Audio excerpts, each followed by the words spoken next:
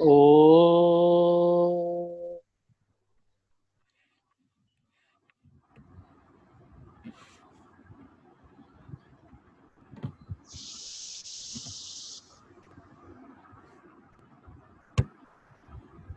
નમો અરહંતાણં, નમો સિદ્ધાણં, નમો આયર્યાણં, નમો વજ્જાયણં, નમો લોય ત્રિકાળવર્તી સાહુણં.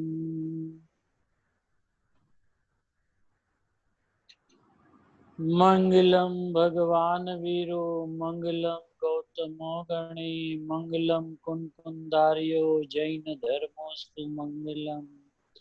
સર્વ મંગલ્ય માંગલ્યમ સર્વ કલ્યાણકારકમ પ્રધાનમ સર્વ ધર્માણમ જૈનમ જયતુ શાસનમ.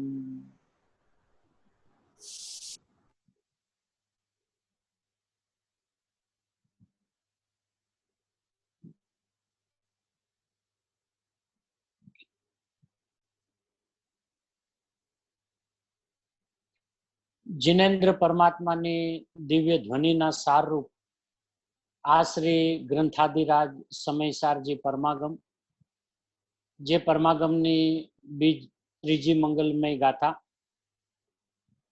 જે ગાથા કે જેમાં આચાર્ય ભગવાને સિદ્ધાંતોને એટલા બધા ભરી દીધા છે કે આ સિદ્ધાંતનું જો વાચ્ય સમજાય તો જીવ અંદરમાંથી ઉછળ્યા વગર રહે નહીં. એવા એક એક મહાસિદ્ધાંતો એક સાથે એક ગાથાની અંદરમાં ભરી દીધા છે. એટલે એ ન્યાયે આ ત્રીજી ગાથા જે છે એ સિદ્ધાંત શિરોમણી ગાથા છે. બીજી જગ્યાએ સિદ્ધાંતો આવ્યા હોય પણ છૂટક છૂટક આવ્યા હોય.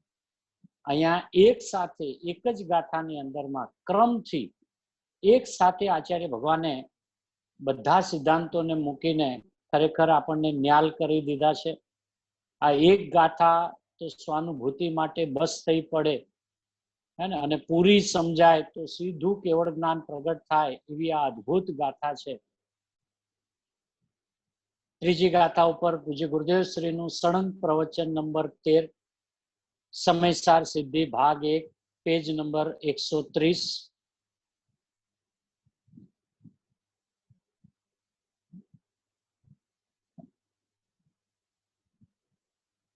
સર્વ પદાર્થ, પહેલો પેરેગ્રાફ. સર્વ પદાર્થ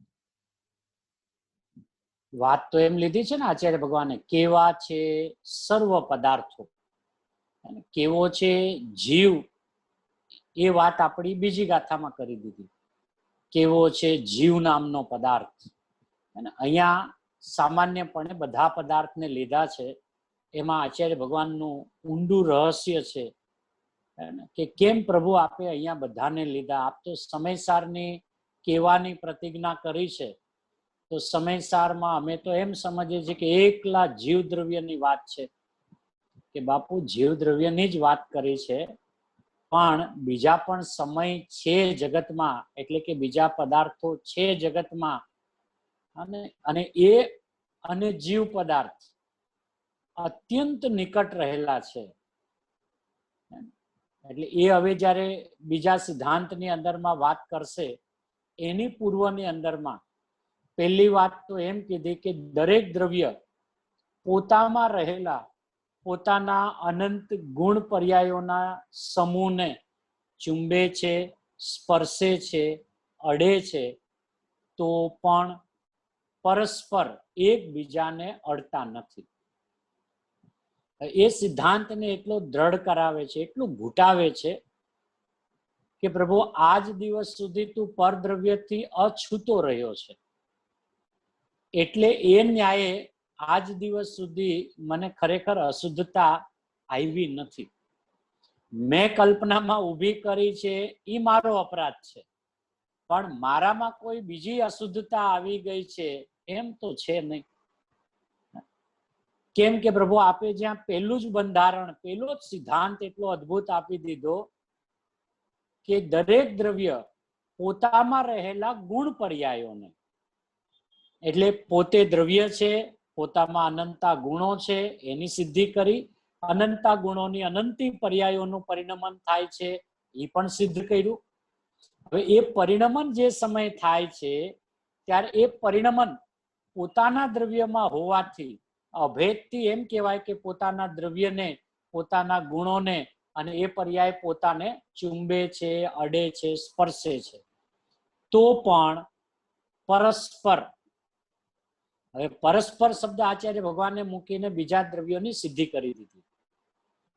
પરસ્પર એક બીજાને, એટલે એક હું અને બીજા 5 દ્રવ્યો, અને ઈ તરફથી વાત કરીએ તો ઈ 5 દ્રવ્ય અને એક હું, એમ પરસ્પર એકબીજાને અડતા નથી, ચુંબતા નથી, સ્પર્શતા નથી.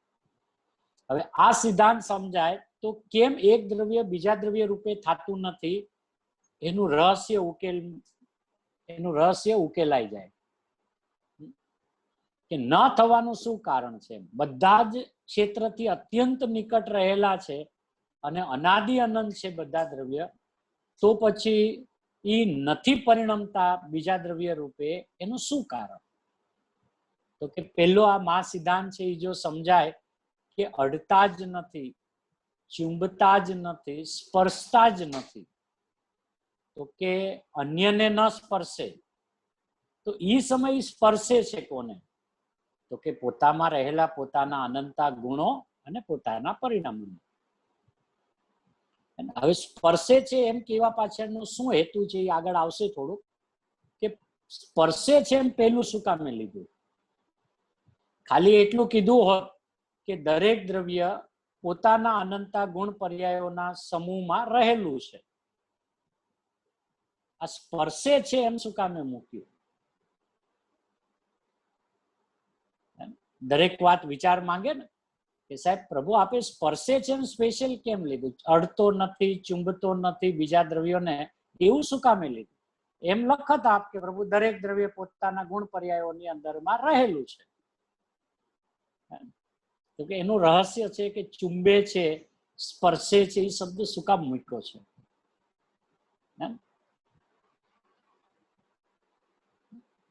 ગુરુદેવ બધી વાતને હળવે હળવે હળવે એકદમ ઘૂંટાવતા ખોલતા જાય છે, દ્રષ્ટાંતો હારે આપતા જાય છે, સિદ્ધાંતને ઘૂંટાવતા જાય છે, જ્ઞાનને તીક્ષ્ણ કરાવતા જાય છે.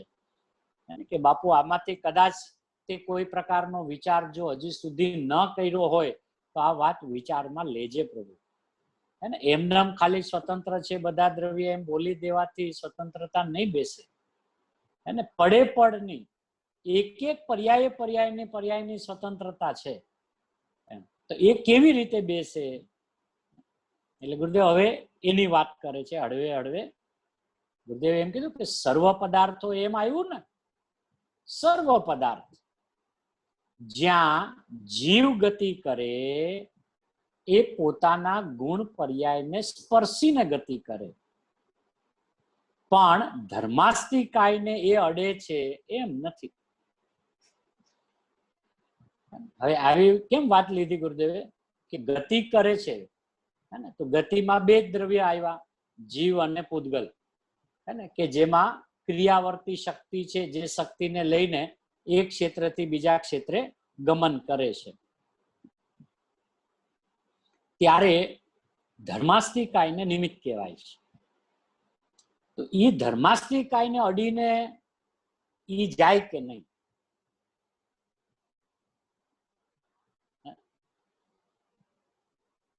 પ્રશ્ન થાય ને કે ભાઈ હું જે ક્ષેત્રથી આમ પસાર થાઉં છું, ભલે હું મારી ક્રિયાવર્તી શક્તિથી પસાર થાઉં, પણ હું જે ઈ સમય જે નિમિત્ત છે એવું ધર્માસ્તિકાય, તો એને આમ અડીને જાવ કે નહીં?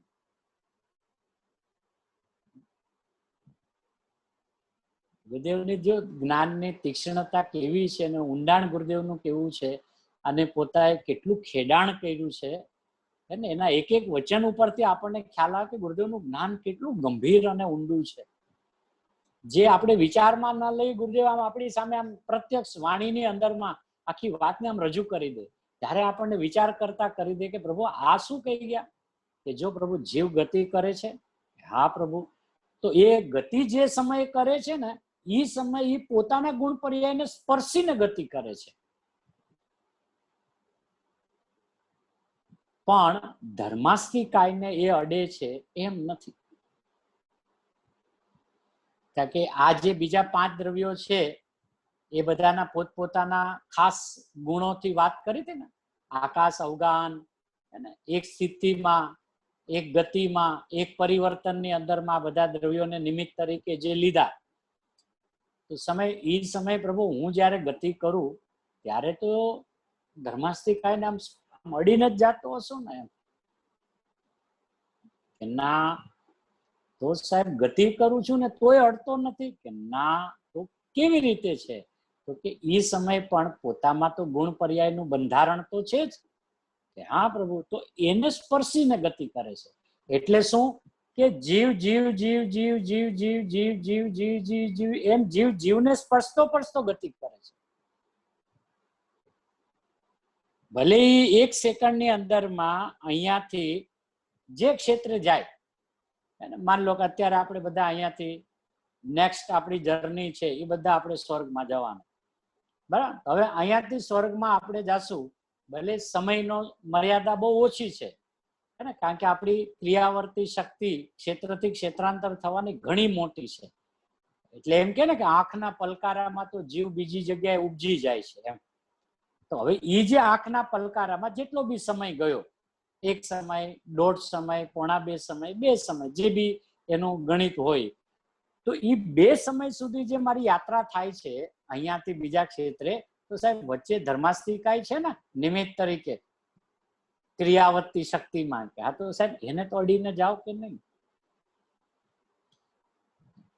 કે ના, તો ત્યારે પણ હું કોને અડું છું, કોની સ્પર્શું છું? તો પોતાના ગુણ પર્યાયોને. ઓહો, તો પછી સાહેબ અમે એમ કહેતા હતા કે એવું અમે સમજતા હતા કે અહીંયાથી જીવ જાય ત્યારે કર્મને લઈ જાય, કે ભાઈ જાય ત્યારે બાકી બધું આ શરીર અહીંયા પડ્યું રે, કાર્મણ શરીર છે ને એ હારે જાય. તો સાહેબ કાર્મણને તો હારે લઈ જતો હશે ને કે ના,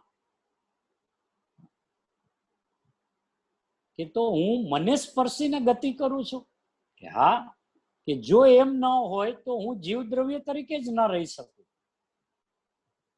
જીવનું જીવપણે જીવપણે જીવપણે જીવપણે જીવપણે આમાં અહીંયાથી જે કાંઈ 1 સેકન્ડ, 2 સેકન્ડ, 1 સમય, 2 સમય, જેટલી બી સમય લાગે, તો એ સમયમાં હું જીવ તો છું જ. હવે એ સમયે હું ગુણ પર્યાય વાળું તત્વ તો છું જ, એટલે એ સમયે પણ હું મારા ગુણ પર્યાયોને જ ચૂંબું છું.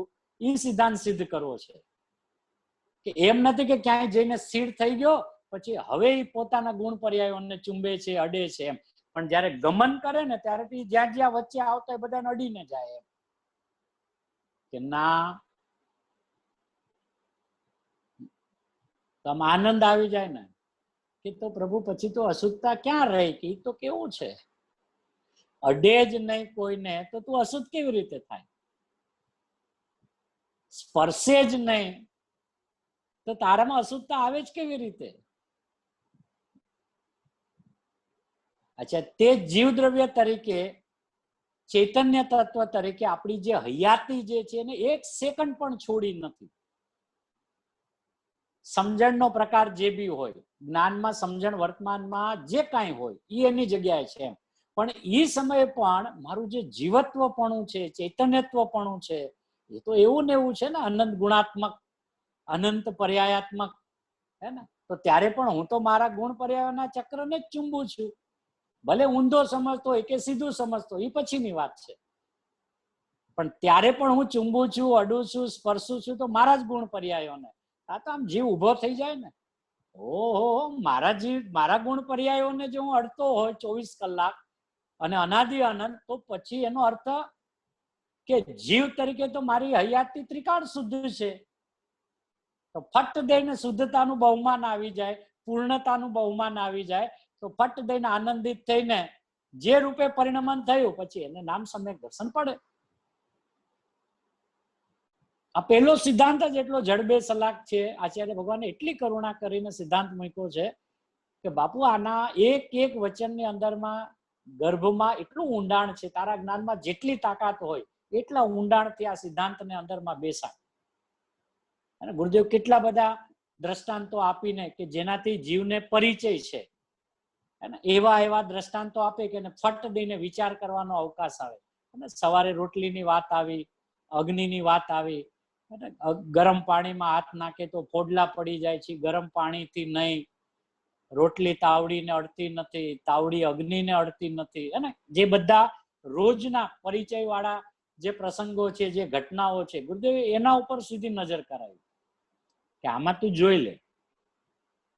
ગુરુદેવ પાસે એટલા બધા શાસ્ત્રોના આધારો પણ છે, પણ કે કદાચ તે પ્રભુ શાસ્ત્ર ન બહુ વિશેષ વાંચ્યા હોય અને તારે અંદરમાં આમ બેસાડવું હોય તો કે જોઈ લે તું રોજનો તને જેનો પરિચય છે એમાં આપણે વિચાર કર કે શું છે. તો પેલી અહીંયા શું વાત કરી ગુરુદેવ કે સર્વ પદાર્થો એમ આવ્યું ને, એટલે સર્વ પદાર્થ. પછી જ્યાં જીવ ગતિ કરે છે એ પોતાના ગુણ પર્યાયને સ્પર્શીને ગતિ કરે છે, પણ ધર્માસ્તિકાયને એ અડે છે એમ નથી.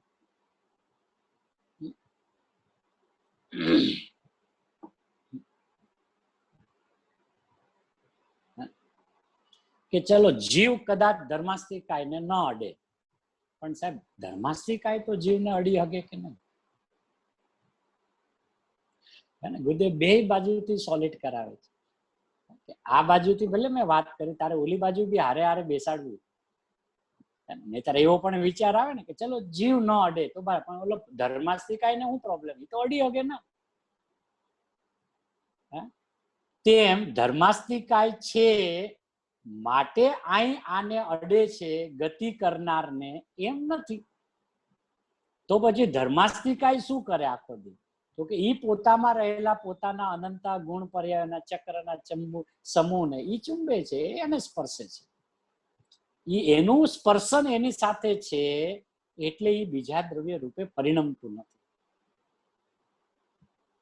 એટલે ગુરુદેવ જે વારંવાર ઘૂંટાવ્યા કરે છે ને કે બીજા દ્રવ્યને જાણે, બીજા દ્રવ્યને જાણે, પણ જો તન્મય થઈને જાણે તો એક દ્રવ્યનો નાશ થઈ જાય. અહીંયા તન્મય શબ્દ છે, બરાબર છે. એ જ તન્મયતા અહીંયા બતાવે છે, સ્પર્શે છે. સ્પર્શવું કહો કે તન્મય છે, એટલે કે એ જ્ઞાન પરને જાણે ખરું, પણ પરમાં તન્મય થઈને પરને ન જાણે. તો હવે જે જ્ઞાન પરમાં તન્મય ન થાય એનો મતલબ જ છે કે જ્ઞાન પરને અડતું નથી. હવે અડતું જ નથી, સ્પર્શતું જ નથી, એટલે પર રૂપે થવાનો પ્રશ્ન જ નથી. અચ્છા, જે પર રૂપે ન થાય, બસ પર રૂપે પરિણમન જ ન થાય, પર રૂપે જ ન થાય, સદાય પોતા રૂપે રહે, તો પહેલો પ્રશ્ન એમ થાય ને કે જયારે હું સદાય પોતા રૂપે રહું છું તો પ્રભુ અશુદ્ધતા, એ તો ક્યાં અહીંયા હજી વાત જ ચાલુ કરીશ. એ તો તું જ હમણાં કાઢી નાખીશ કે બાબુ આમાં અશુદ્ધતા ક્યાંથી હોય, એ તો કેવું છે. પણ અશુદ્ધતાની મુખ્યતાથી નથી કહેતા, સિદ્ધાંતની મુખ્યતાથી કે છે કે તું સ્વભાવ સમજી લે, તારું જ્ઞાન જ અંદરથી તને જવાબ આપશે કે આમાં મલિનતા, અશુદ્ધતા, અલ્પજ્ઞતા, અપૂર્ણતા કેવી રીતે હોય. જીવ છું ને તો આખો જ પદાર્થ હોય ને, અને હર સમયે છું તો પૂરો જ હોઉં ને, અને મારા જ ગુણ પર્યાયોને અડું છું, સ્પર્શું છું, ચુંબું છું, તો પછી તો પ્રભુ હું મારા વિશ્વમાં જ છું ને 24 કલાક. એટલે ગતિની વાત કરી. આવી વાત છે. છીણી આમ લોઢા ઉપર પડે પણ એ લોઢાને છીણી અડતી નથી. કેમ કે છીણીના પરમાણુઓ પોતપોતાના ગુણ પર્યાયમાં રહેલા છે અને લોઢાના ગુણ પર્યાયો એમાં રહેલા છે, એટલે લોઢામાં રહેલા છે. છીણીની પર્યાય એને અડતી નથી. છીણીનો પર્યાય ધર્મ પરના પર્યાય ધર્મને અડતો નથી, છૂતો નથી. આ જે જીવનમાં જોયેલા પ્રસંગો હોય અને એમાં જ ગુરુદેવ નજર કરાવે છે. લોખંડ ને કાપે એમ કે ને બાપુ એ બે વાત સાચી, પણ છીણીની પર્યાય એનો ધર્મ એવો છે કે પરના પર્યાય ધર્મને એ છૂતો નથી, અડતો નથી. હવે લોઢું પણ લોઢું, લોઢું પણ લોઢું અને છીણી પણ લોઢાની, જાતિ તો એક છે ને. આમ જો તો લોઢું લોઢાને કાપે એમ કે તો બે લોઢું જ ને, કે છતાંય બે છે ને એકબીજાથી પરસ્પર ભિન્ન છે.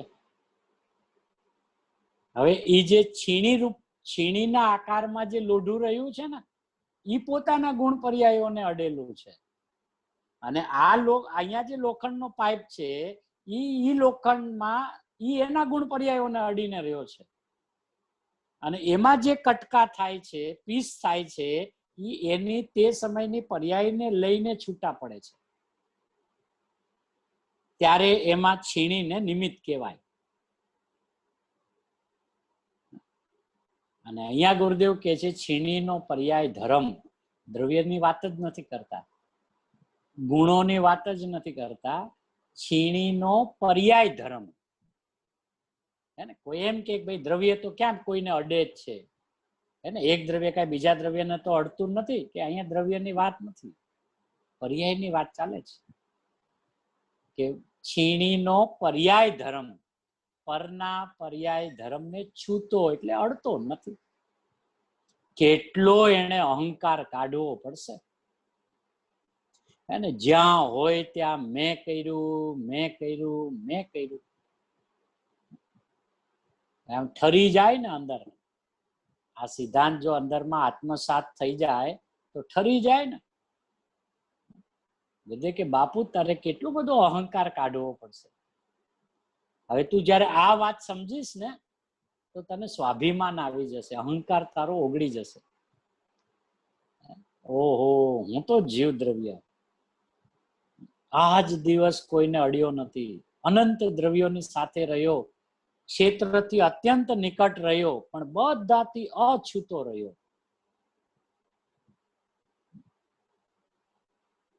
અહીંયા તો આગળ લઈને ઈ કહેશે કે વસ્તુ જે છે આત્મા એ વ્યવહારને સ્પર્શતો નથી, તેમ નિશ્ચય વ્યવહારને સ્પર્શતો નથી, ત્યારે તે સુંદરતાને પામે છે. અભેદ રત્નત્રય કહ્યું ને, એ આગળ આવશે. એકત્વ નિશ્ચયગત એટલે પોતામાં જે જ્ઞાન, દર્શન આદિ આનંદ ગુણ છે અને એનું પરિણમન છે. પરિણમન છે, વિરુદ્ધે પરિણમન છે, એ છે એની અવસ્થામાં એ રીતે વિશ્વ ટકી રહ્યું છે. પણ એ સુંદરતાને એમ ન પામે એમ કે છે.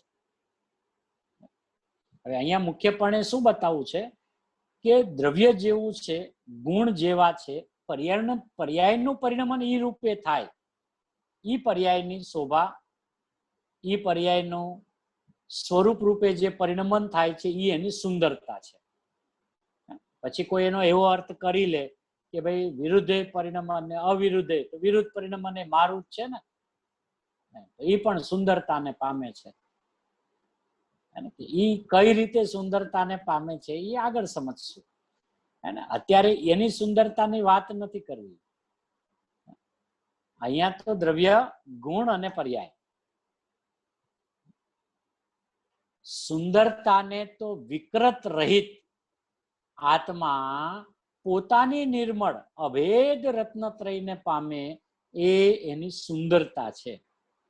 અને એ વ્યવહાર રત્નત્રયને એટલે એ અભેદ રત્નત્રયની પર્યાય વ્યવહાર રત્નત્રયનો જે રાગ એને અડતો નથી, અને વ્યવહાર રત્નત્રયનો રાગ અભેદ રત્નત્રયને છૂતો નથી. કેમ? હવે જ્યારે છૂતો જ નથી તો કે છે જેથી વ્યવહાર રત્નત્રયથી નિશ્ચય રત્નત્રય થાય એમ નથી. અંદર અંદરમાં પણ વાત ગુરુદેવે લઈ ગયા કે રાગના પરિણામથી કોઈને વિતરાગતાનો જન્મ થાય એમ છે નહીં. આવું છે લોકમાં. જૈનમાં વાડામાં જન્મ્યા એને ખબર ન મળે જૈનની, અમે જૈન છીએ જૈન છીએ. અરે બાપુ, જૈન કોને કેવા ભાઈ? સમસ્ત પદાર્થો, એમાં કોઈ પદાર્થ બાકી ન રહ્યો કે ભાઈ આમાં તો અમુક દ્રવ્યની જ વાત કરી, બધાયની ક્યાં કરી? તો ગુરુદેવ કે સમસ્ત પદાર્થો, એમ જ્યારે આચાર્ય ભગવાને કીધું કેવા છે સર્વ પદાર્થો, તો એનો અર્થ શું થયો? એમાં કોઈ પદાર્થ બાકી ન રહ્યો. અનંત અનંત પરમાણુઓ. પછી હવે પાણી અગ્નિને અડતું નથી અને પાણી ઊનું થાય છે, એ એનો પોતાનો પર્યાય ધર્મ છે. માટે એ તો પોતાના ગુણ અને પર્યાયના ધર્મને એ પાણીના રજકણો અડે છે, અગ્નિને અડતું નથી અને ઊનું થાય છે.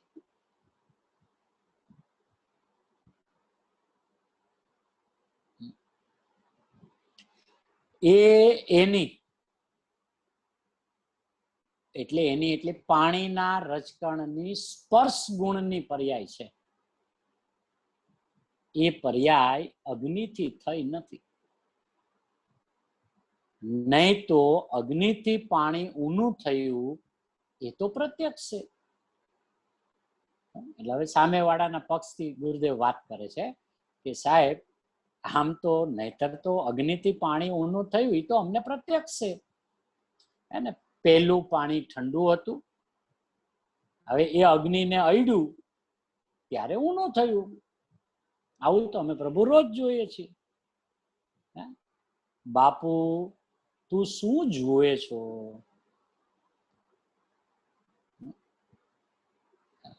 એ હવે આપણને પૂછે, બાપુ તું શું જુએ છે? કે સાહેબ ચોખ્ખું પ્રત્યક્ષ રોજ જોઈએ છે. સવારે ઉઠીને પાણી ગરમ કરીએ છીએ. હા, તો અમે તો સીધું ગેસ ઉપર મૂક્યું ને પાણી આમ ગરમ ગરમ ફફડાટ મારતું થઈ ગયું. સાહેબ અગ્નિથી થયું એમ તો અમે પ્રત્યક્ષ જોઈએ છીએ. માટલામાં હતું ત્યારે તો સાહેબ ઠંડુ હતું, પછી અમે ગેસ ઉપર મૂક્યું ત્યારે જ ગરમ થયું ને. તમે પ્રત્યક્ષ તો જોઈએ છીએ. એટલે ગુરુદેવ કે ઉભો રે બાપુ, બાપુ તું શું જુએ છો? એ પાણી પોતે જ બદલ્યું છે એમ તું જો, કે અગ્નિ સંયોગ આવી માટે બદલ્યું જો, તો તારી દ્રષ્ટિમાં ફેર છે. એ પાણી પોતે જ બદલ્યું છે એમ જો તો સ્વભાવ દ્રષ્ટિ, પણ પાણી અગ્નિના સંયોગમાં આવ્યું એટલે ગરમ થઈ ગયું એમ જો તો બાપુ તારી દ્રષ્ટિમાં ફેર છે. પાણી પોતે બદલીને ઊનું થાય છે. કે સાહેબ બદલીને ઊનું થાય છે એટલે અમે ક્યાં પાણી બદલ્યું? ઈનું ઈ જ પાણી તો છે. કે બદલ્યું એટલે કે ઈ જે સ્પર્શ ગુણની પર્યાય, પૂર્વની પર્યાય જે ઠંડા રૂપે હતી, ઈ બદલીને ગરમ રૂપે થઈ, એનું નામ પાણી બદલ્યું.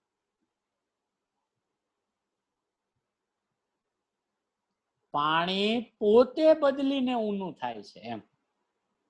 કે પોતે બદલીને ઊનું થાય છે એટલે શું પ્રભુ? કે સ્પર્શ ગુણની પર્યાય છે ને પાણીમાં, રસ સ્પર્શ ગંધ વર્ણ,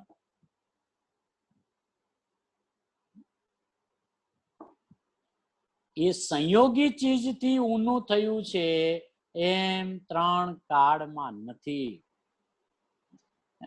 હવે આ બેસાડું આકરું શું કામે લાગે? કે ભાઈ ક્યારેક ક્યારેક એવું થતું હોય તો અમે માનીએ,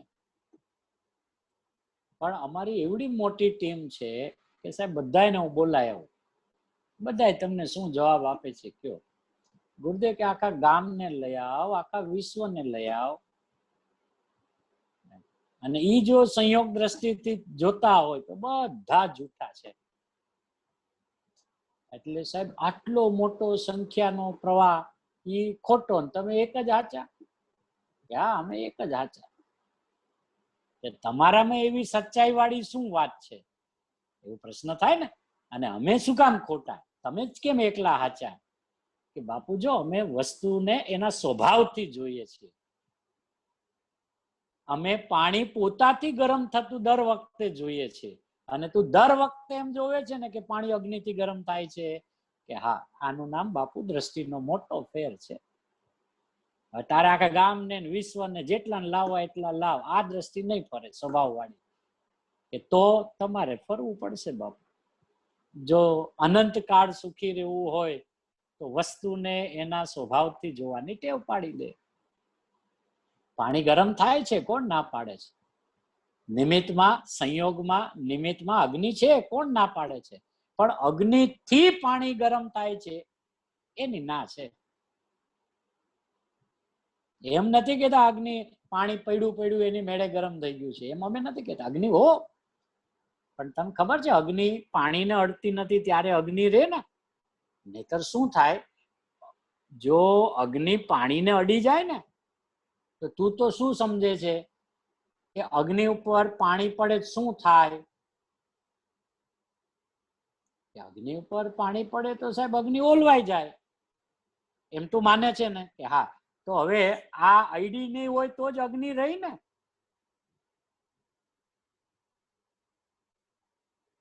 એ અગ્નિ જો પાણીને ખરેખર ગરમ કરતી હોય તો અગ્નિને પાણીમાં પેસવું પડે ને એને ગરમ કરવા માટે. હવે જો એ અગ્નિ પાણીમાં પેસે તો શું થાય? ઓલાનો શીતળતાનો સ્વભાવ, આનો ઉષ્ણતાનો સ્વભાવ.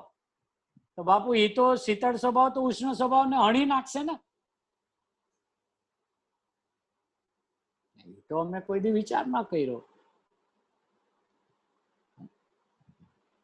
હવે અગ્નિના સંયોગમાં પાણી ગરમ થતું દેખાય છે, બરાબર? તો તું હવે આમ વિચાર કર કે એ સમયે પાણી અગ્નિના સંયોગમાં છે. પેલા એમ વિચાર્યું અગ્નિના સંયોગમાં પાણી છે. હવે એમ ઉલટું વિચાર કે પાણીના સંયોગમાં અગ્નિ છે, તો અગ્નિમાં શું થવું જોઈએ? ઠરી જવી જોઈએ ને. જેમ અગ્નિના સંયોગમાં પાણી છે તો એ ગરમ થઈ ગયું.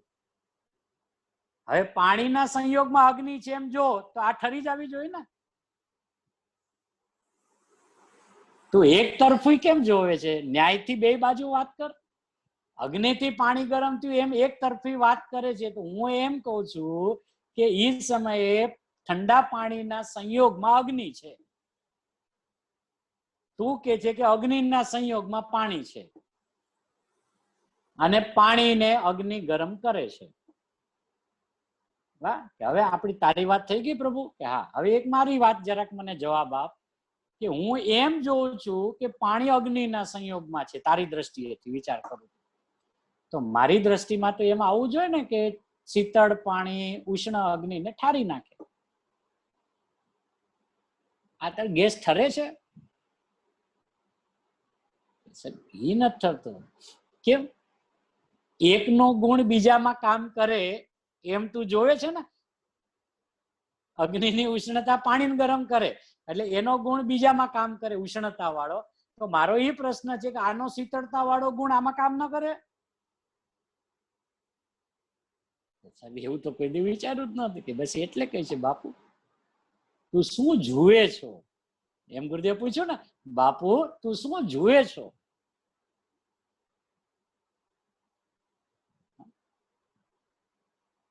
કે સાહેબ તમે શું જોવો છો? કે અમે એમ જોઈએ પાણી પોતે જ બદલ્યું છે. બદલું છે ક્યાં સાહેબ? તપેલીમાં એમ નામ તો પડ્યું છે, હલાયું બી નથી. બદલું એટલે શું કહેવા માંગો કે બાપુ એ પાણીમાં જે એનો સ્પર્શ ગુણ છે એની વર્તમાન પર્યાય જે આગલી પર્યાય ઠંડક રૂપે હતી એ પલટીને ઉષ્ણતા રૂપે થઈ છે. અમે એમ જોઈએ છે. હવે એ ઉષ્ણતા વાળી પર્યાય પાણીની છે એટલે એમ જ કહેવાય ને પાણી પોતે જ બદલ્યું. એટલે પાણી પોતે ઠંડામાંથી ગરમ થયું એમ. પણ થઈ છે તો એની વર્તમાન પર્યાય. એમ હવે ત્યારે એ જો સ્વયં પોતે ગરમ થતું હોય, પાણી પોતાથી સ્વયં ગરમ થતું હોય તો અગ્નિને નિમિત્ત કહી શકાય, નહીતર અગ્નિ કરતા થઈ ગઈ. અને જો અગ્નિ કરતા થાય તો બે દ્રવ્ય ત્યાં રહ્યા નહીં, કા પાણી રે કા અગ્નિ રે. પણ તું તો પ્રભુ ગરમ થાય ત્યાં સુધી બેયને જોવે છે ને, કે હા ગેસે ચાલુ છે ને પાણીએ ગરમ થાય છે, બે માંથી એકોઈનો અભાવ ન થયો કે ના? તો કે હવે તું સ્વભાવ દ્રષ્ટિથી જોતા શીખી જા. એ તો જયારે જ્ઞાનને ઘોડીએ તો બેસે ને, ઉપલું ઉપલું વાંચી જાય ને ઉપલું ઉપલું સાંભળી લે, પાણી એના ક્ષણિક ઉપાદાનથી ગરમ થયું.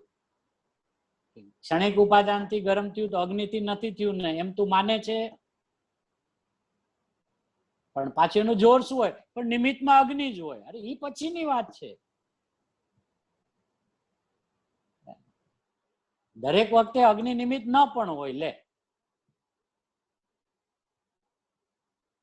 એટલે માની લો કે કોઈ પાણીનું ખાબોચિયું પડ્યું છે, હા, અને ઉપરથી ધગધગ તો ગરમીની સિઝન છે અને આકાશમાં સૂરજ તપાઈ રહ્યો, તો નીચે પાણી ગરમ થાય કે નહીં? દરેક વખતે અગ્નિ જો એમ કોણે કીધું?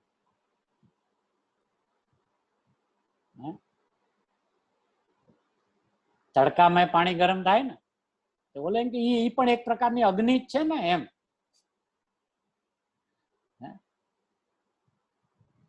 એમ ગોટાવાડમાં ત્યારે પણ એ સૂરજના પ્રકાશમાં પણ એ પાણી પોતે જ બદલીને ગરમ થયું છે, ત્યારે સૂરજના પ્રકાશને નિમિત્ત કહેવાય. ઉપાદાનમાં કાર્ય થાય છે તો નિમિત્તની ચર્ચા છે ને. પહેલા નિમિત્ત ક્યાંથી આવી ગયું? હવે આમ ગેસ ચાલુ રાખી દો, ગેસ ચાલુ રાખી દો, પછી કાંઈ ન મૂકો. હવે અગ્નિ નિમિત્ત કોમાં શેમાં કેવું? કે ભાઈ અમે તો ગેસ ચાલુ રાખીને ઉભા રહ્યા, કે શું કાર્ય ક્ષણિક ઉપાદાનથી થાય છે. કે બરાબર છે તારી વાત, કે આમાં ક્યાં લગાડું કે આ અગ્નિ ગરમ થઈ ને, એટલે કે જે પ્રજ્વલિત થઈ ને, ગરમ તો નથી થઈ, ઉષ્ણતા તો એનો સ્વભાવ છે ને, એટલે પ્રજ્વલિત થઈ ને એનું ઉપાદાન છે. હવે એનું ઉપાદાન એવું છે કે કોઈ સંયોગમાં પદાર્થ હોય કે ન હોય, એના ઉષ્ણતા રૂપે જ પરિણમે. એને કોઈ બીજો પદાર્થ આજુબાજુમાં આવે તો અગ્નિને અગ્નિ કહેવાય, એવી અગ્નિ પરાધીન નથી. એનો સ્વભાવ છે ઉષ્ણતા રૂપે, અને જેનો સ્વભાવ હોય એ પરથી.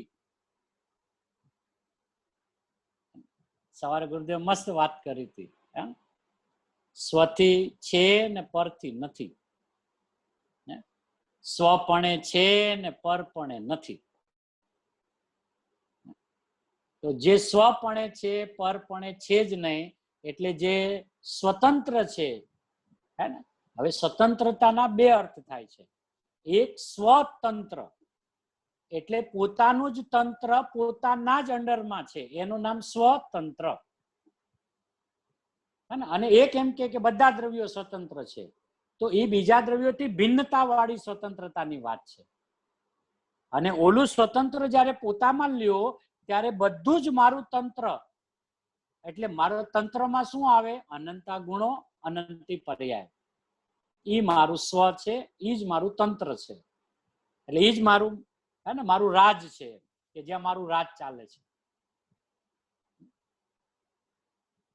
તો એ જે સ્વતંત્ર છે અને પરના આલંબન વિના, એમ પણ ગુરુદેવે આગળ કીધેલું કે સ્વતંત્ર અને પરના આલંબન વિના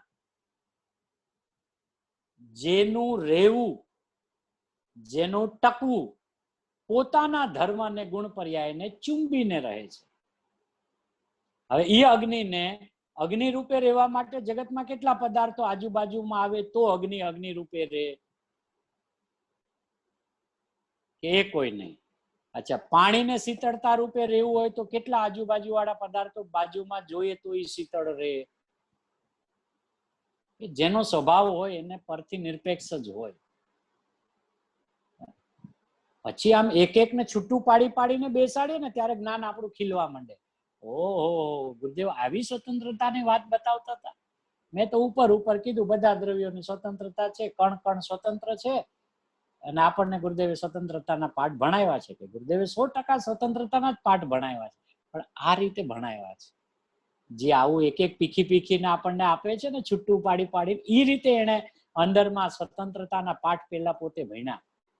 અને કેટલા વિચારક હશે અંદરમાં, કેટલું એનું જ્ઞાન ઊંડું કામ કરતું હશે, તો આ બધા ન્યાયો આવે ને, તો આ સિદ્ધાંત આમ સડસડાટ આવે, પૂરપાટ આવે કે બાપુ આમ છે.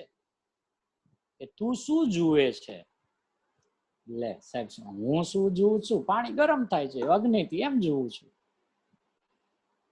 એમ એટલે બધે શું કીધું, પ્રભુ તું શું જુએ છે?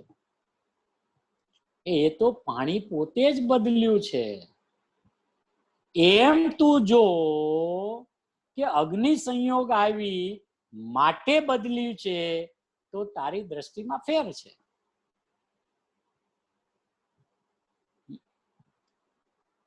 પાણી પોતે બદલીને ઊનું થયું છે, એ સંયોગી ચીજથી ઊનું થયું છે, એમ ત્રણ કાળમાં નથી.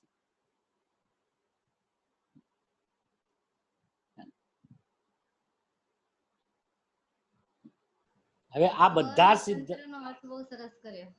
હે સો પોતામાં તંત્રમાં છે એનો અર્થ બહુ સરસ કર્યો. હે ને, કેમ કે ઓલી ઓલામાં સ્વતંત્રતામાં શું થાય, બીજા દ્રવ્ય પેલા હાઇલાઇટ થાય છે કે ભાઈ આ બધા દ્રવ્ય બધા સ્વતંત્ર છે, તો બધા કહેતા બીજા પેલા દેખાય. પોતાનું સ્વતંત્રપણું શું કે ભાઈ મારું જે તંત્ર જે છે, ગુણ પર્યાય વાળું તંત્ર, હે ને, અને એનો હું અધિપતિ છું, એનો હું અધિષ્ઠાતા છું, અને આજ બધું મારું સ્વ છે, એ મારું સ્વતંત્ર છે એમ.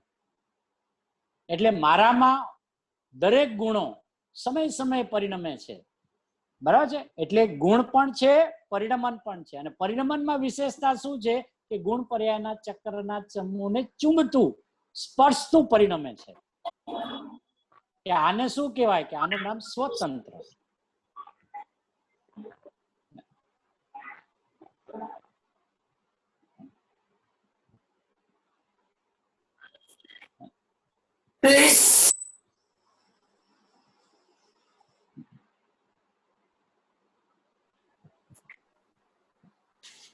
भाई,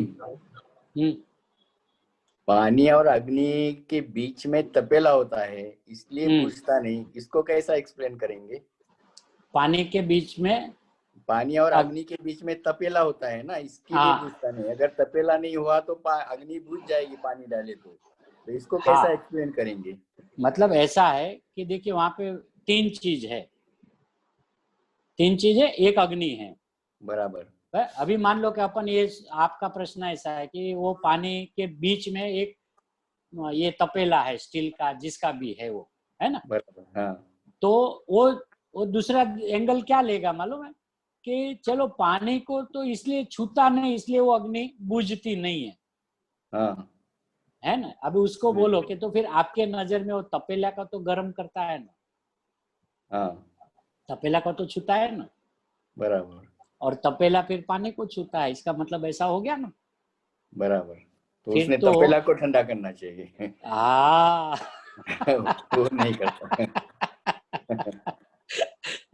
फिर आप अग्नि से पानी गर्म होता है ऐसा क्यों बोलते हो? तपेला से पानी गर्म होता है ऐसा बोलो. हाँ, बराबर. है ना. अब दोनों के बीच में तपेला आ गया ना कि हाँ चलो प्रभु तपेला तो गर्म हो गया ना, तो फिर पानी तो तपेला से गर्म हुआ है, फिर अग्नि से कहाँ हुआ है? बराबर. ओ सरस भाई. है ना. एक बापू उसमें भी ऐसा है कि वो जो तपेला है वो भी तो पुद्गल ही है ना. बराबर. तो उसमें भी स्पर्श गुण है कि नहीं?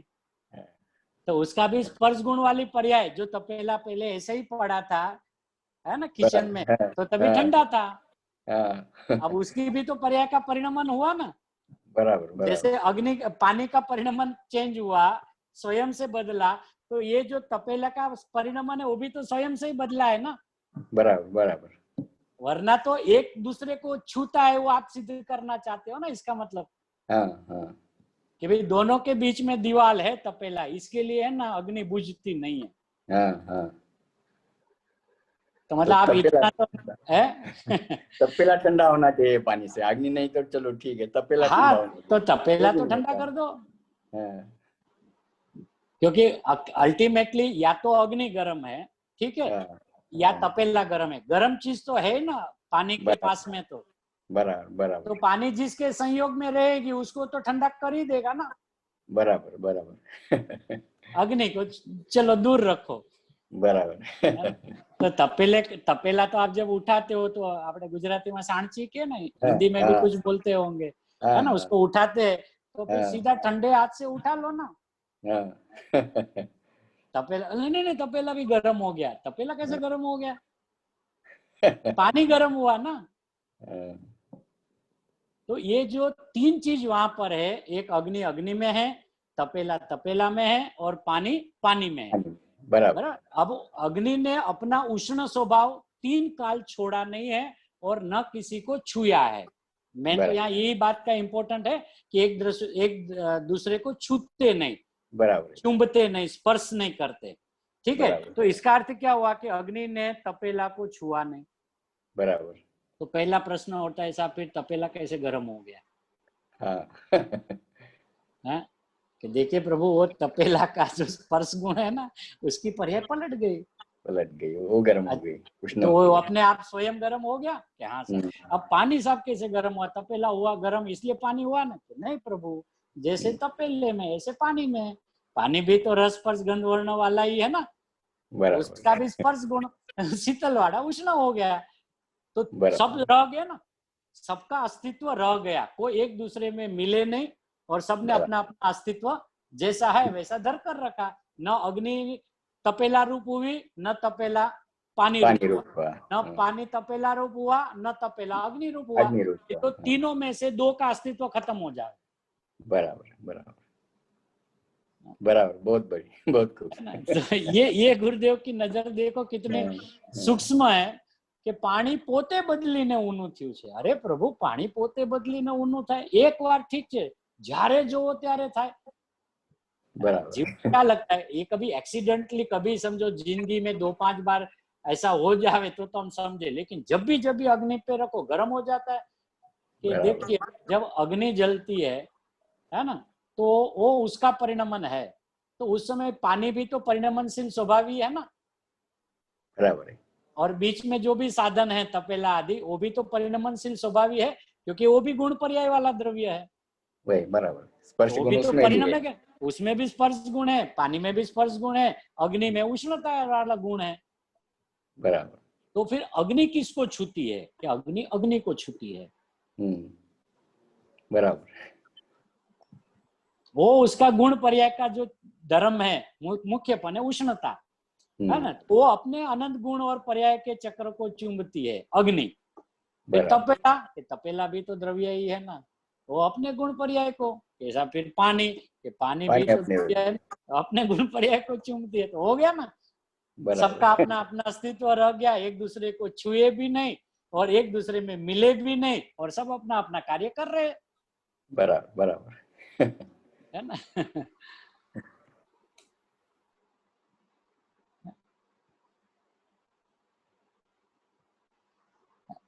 હજી તત્વની વ્યવસ્થા આવી છે એમ એને બતાવીને નિમિત્ત ઉપરથી તો લક્ષ છોડાવવું છે, હે ને। આ સુમેળ કર્યા કરે છે ને, નિમિત્ત તો અગ્નિ જોઈ ને, બાપુ તું અગ્નિને નિમિત્ત તરીકે ન જો, અગ્નિને એના ઉપાદાનથી જો,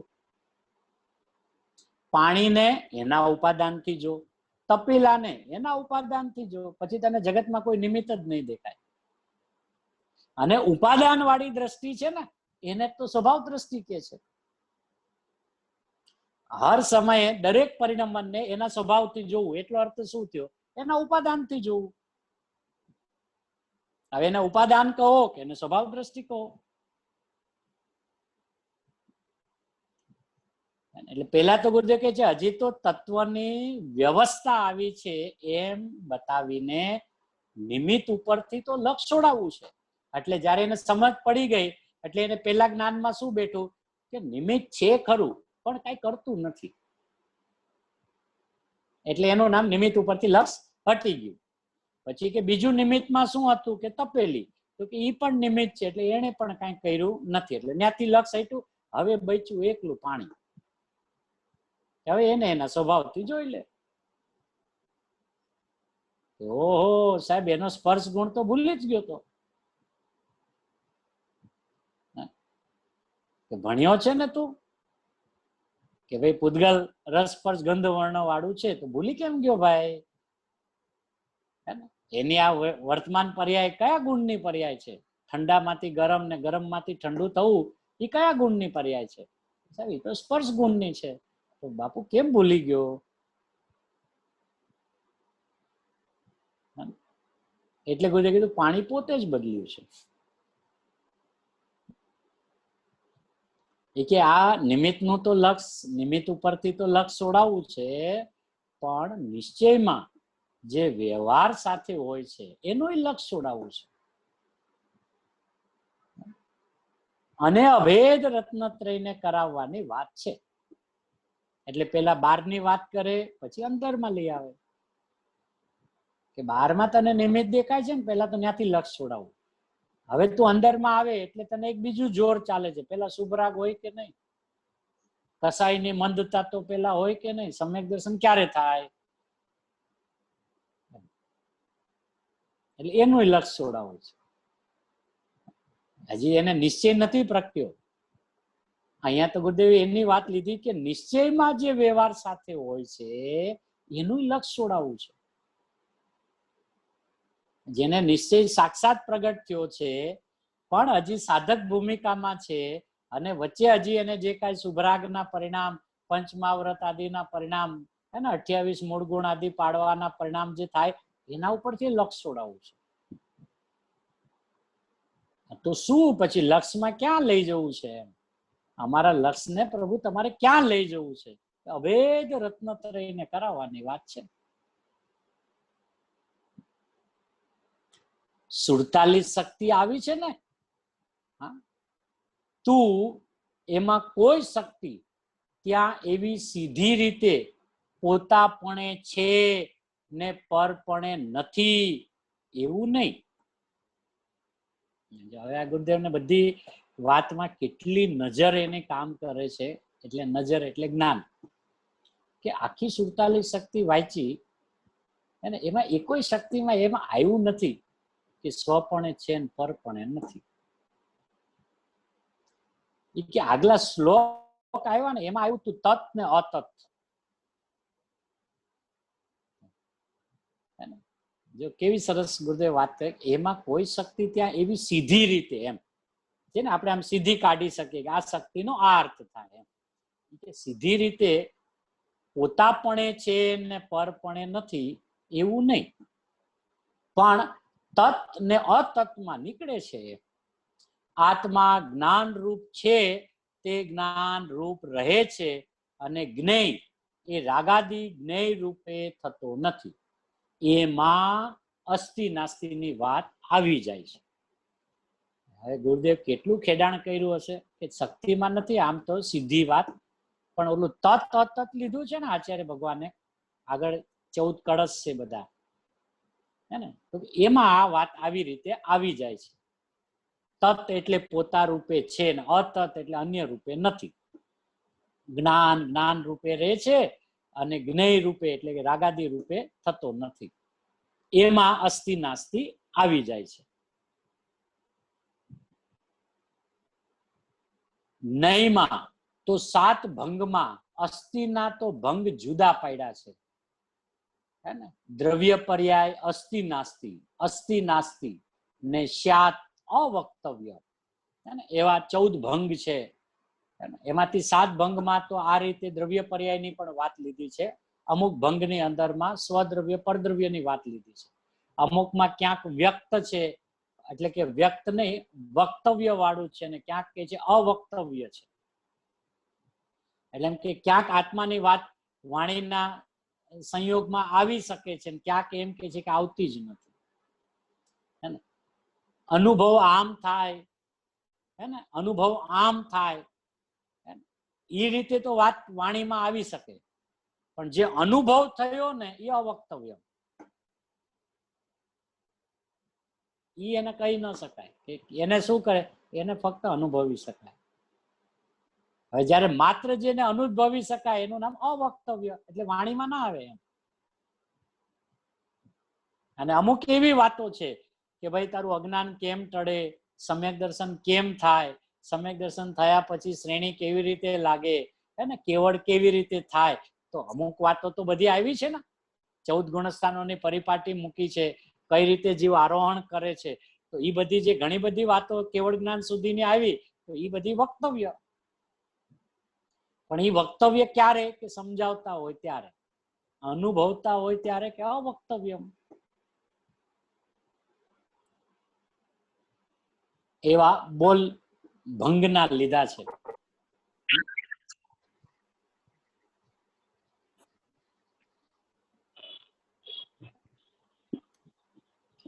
પણ આમાં તો એમ ઓલામાં તો પાછળ બધી શક્તિ ને એની આગળની બધી વાત ગુરુદેવને યાદ આવી, પણ ગુરુદેવની નજર બધી જગ્યાએ છે. જે શક્તિની આટલી બહુમાન કરે છે અને આટલી મહિમા કરે, અને પણ શક્તિમાં ક્યાં ક્યાં શું છે ને ક્યાં ક્યાં સીધી રીતે નથી આવ્યું, બધું લક્ષમાં છે. પેલા વિચાર આવ્યો હતો ને કે આમાં શ્રદ્ધા ગુણ અને ચારિત્ર તો ક્યાંય લીધા જ નથી, જે મુખ્ય ગુણ છે. પછી કે આ સુખ ગુણમાં હમાઈ જાય છે. કેટલું વિચાર કર્યો હશે. આચાર્ય ભગવાને મૂકી હોય તો મૂકી તો હોય, ભલે સીધી રીતે આમ શબ્દોમાં સીધી રીતે આ નથી મૂકી એમ, પણ ન મૂકી હોય કેવી રીતે બને? કારણ કે જ્યાં દંસણ ધમ્મો શું કહેવાય આપણે, દંસણ મૂલ્યો ધમ્મો, સમ્યક દર્શન ધર્મ, હે ને, દર્શન સમ્યક દર્શન ધર્મનું મૂળ છે. એ વાત જે દાંડી પીટીને કહેતા હોય, એના વિના તો આગળ કઈ ધર્મની શરૂઆત જ નથી. એ શક્તિને કેવી રીતે ભૂલી ગયા હોય? એવું તો ન જ બને. ચારિત્ર ખલ્લું ધર્મ, અને જે ચારિત્રમાં દિવસ રાત આળોટતા હોય એ કેવી રીતે ભૂલે? એટલે પછી ગુજરાત કાઢ્યું કે ક્યાં હોય તો ખરું, ન હોય એવું ન હોય, પછી કે અહીંયા છે, આમાં ગર્ભિતપણે મૂકી દીધું. એવી રીતે આ કાઢ્યું કે 47 શક્તિમાં અસ્થિ નાસ્તિ વાળી આમ સીધા શબ્દમાં શક્તિ નથી. પછી કે તો છે ક્યાં, કે છે ને અસ્થિ નાસ્તિ. અસ્થિ નાસ્તિ ની વાત શેમાં આવી, કે તત અતત, એમાંથી આ અસ્થિ નાસ્તિ ની વાત આવી જાય છે. પણ કે એ તો બધી ત્યાંની વાત છે. અહીંયા જે અત્યારે વાત ચાલે છે, પણ આમાં તો વસ્તુ પણ છે. આત્મા એ જ્ઞેયપણે ખરેખર તો રાગ અને પર વસ્તુ એ પણ જ્ઞેય છે. એ જ્ઞેયપણે તે વસ્તુ એટલે આત્મા થતી નથી.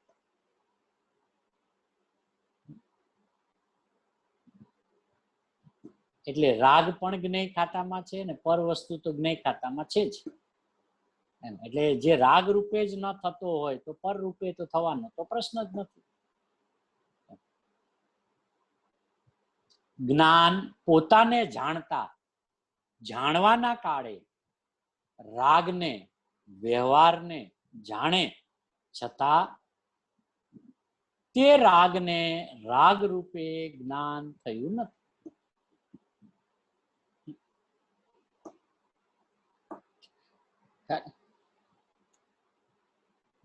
શું કે છે?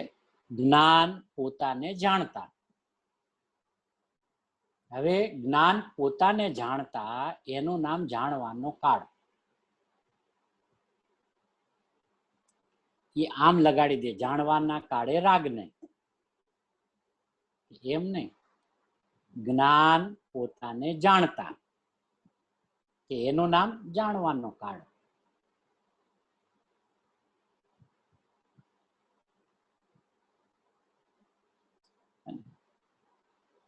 રાગને જાણવાનો કાળ નહીં. કાળ એટલે પર્યાય, જ્ઞાનની પર્યાયને કાળ પણ કે, પરિણમન છે ને એટલે એને નામ કાળ કે. હવે શું? જ્ઞાન પોતાને જાણતા. હવે જ્ઞાન પોતાને જાણતા એ તો જાણવાનો કાળ થયો ને. હા, હું જાણનાર છું, પોતાને જાણતા. એ જે પોતાને જાણ્યું પેલું તો એ જાણવાનો કાળ છે ને. ત્યાં હોલ્ડ કરવાનું. અહીંયા રાગમાં કોમા મૂક્યું છે ને, જ્ઞાન પોતાને જાણતા, બરાબર. પછી એમાં કોમા કર્યું છે. પછી કે જાણવાના કાળે રાગને, એમાં કોમા કર્યું. અહીંયા ભૂલ ખવાઈ જાય. થોડું જ્ઞાન વ્યાકરણનું નોલેજ ન હોય ને તો રાગમાં જઈને ઉભો રહે. કેમ કે લખ્યું શું એટલે એમ કે શબ્દમાં કોમા ક્યાં કર્યો છે? જાણવાના કાળે રાગને.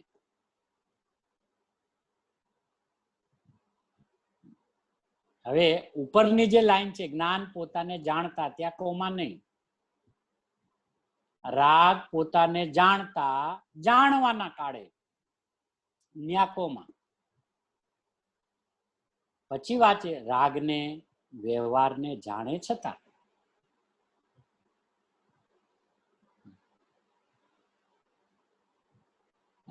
હવે જ્યારે જ્ઞાન હર સમય પોતાને જાણતા, ઈ જ એનો જાણવાનો કાળ છે, તો પછી તો જ્ઞાન રૂપે રહીને જ જાણે ને. હવે જે જ્ઞાન રૂપે રહીને જાણે છે એનો મતલબ કે એ જ્ઞાન એ સમય રાગ રૂપે થઈને જ્ઞાન રાગને જાણતું નથી.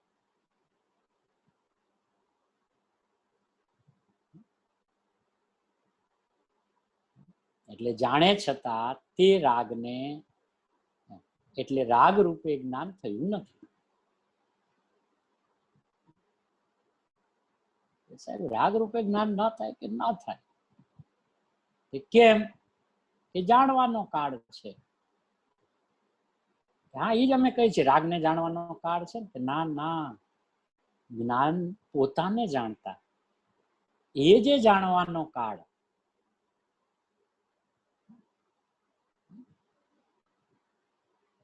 એ જાણે છે જ્યારે કે હું જાણનાર છું, પણ ત્યાં અહીંયા રાગને જાણવાનો કાળ એ બતાવ્યું શું કામે?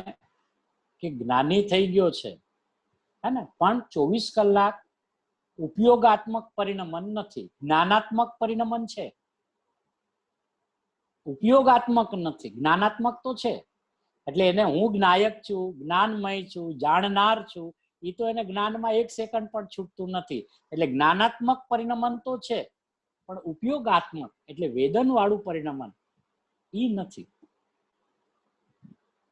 પણ એને ખબર છે કે હર સમયે હું પોતાને જાણતો પરિણમું છું, ઈ મારો જાણવાનો કાળ છે. અને એ સમય સ્વરૂપમાં સ્થિર નથી અત્યારે, અને બીજું પરિણમન બજાણું છે, એને જાણે છે, છતાં એ રૂપે થઈને એને જાણતો નથી. એટલે રાગ રૂપે જ્ઞાન થયું નથી. એ રાગની પર્યાય છે માટે અહીં સોપર પ્રકાશક પર્યાય થઈ એમ નથી. એ પોતાના જ ગુણ પર્યાયનો ધર્મ તે વખતે છે. એ પોતાનો જ ગુણ પર્યાયનો ધર્મ એ વખતે. તે વખત કયો છે? જાણવાનો કાળ. જાણવામાં શું જાણે છે? પોતાને જાણતા.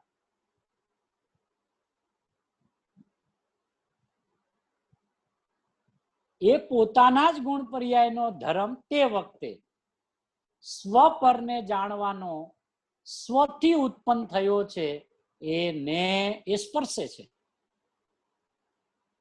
જો સ્વદેશ પર નથી, સ્વપર એક શબ્દ છે સ્વપર. હવે સ્વપર જાણવાનો સ્વથી ઉત્પન્ન થયો છે અને એને એ સ્પર્શે છે. આમાં શું કેવું છે પ્રભુ આપને? કે સ્વપરને જાણવાનો સ્વથી ઉત્પન્ન થયો છે. કે સ્વપર ને આમ કે નાના સ્વપર. હવે એ સ્વપરમાં શું જાણવાનું જે પરિણમન થયું એ તો પોતાનું છે, પોતાથી ઉત્પન્ન થયું છે, એને અહીંયા સ્વથી ઉત્પન્ન થયું છે. અને એવું જે સ્વપર પ્રકાશક જ્ઞાન જે એ સમય પ્રગટ થયું છે એવા એ જ્ઞાનને સ્પર્શે છે. હવે એ સમયે એ જ્ઞાન શું જાણે છે કે પેલું તો એમ જાણે છે કે હું જાણનારો છું. બરાબર છે. હવે જ્ઞાનને સ્પર્શે છે ને રાગને સ્પર્શતો નથી, સિદ્ધ કરવું છે ને. હવે પ્રભુ તમારો ઉપયોગ જ્યારે ઉપયોગાત્મક ન હોય અને એકલો જ્ઞાનાત્મક હોય તો રાગ તો હોય ને ત્યારે તો.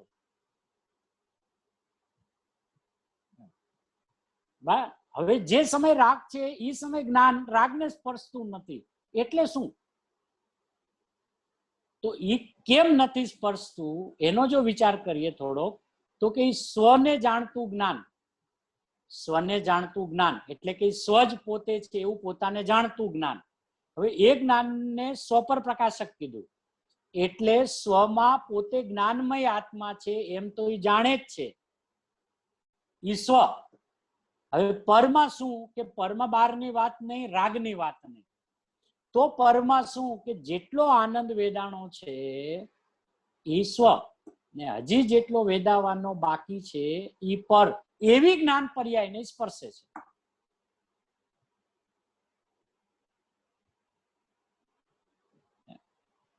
આટલો પ્રગટ થયો છે, આટલો બાકી છે, એવું જે એક સમયમાં જ્ઞાન સ્વપર જાણે છે એવી જ્ઞાન પર્યાયને સ્પર્શે છે.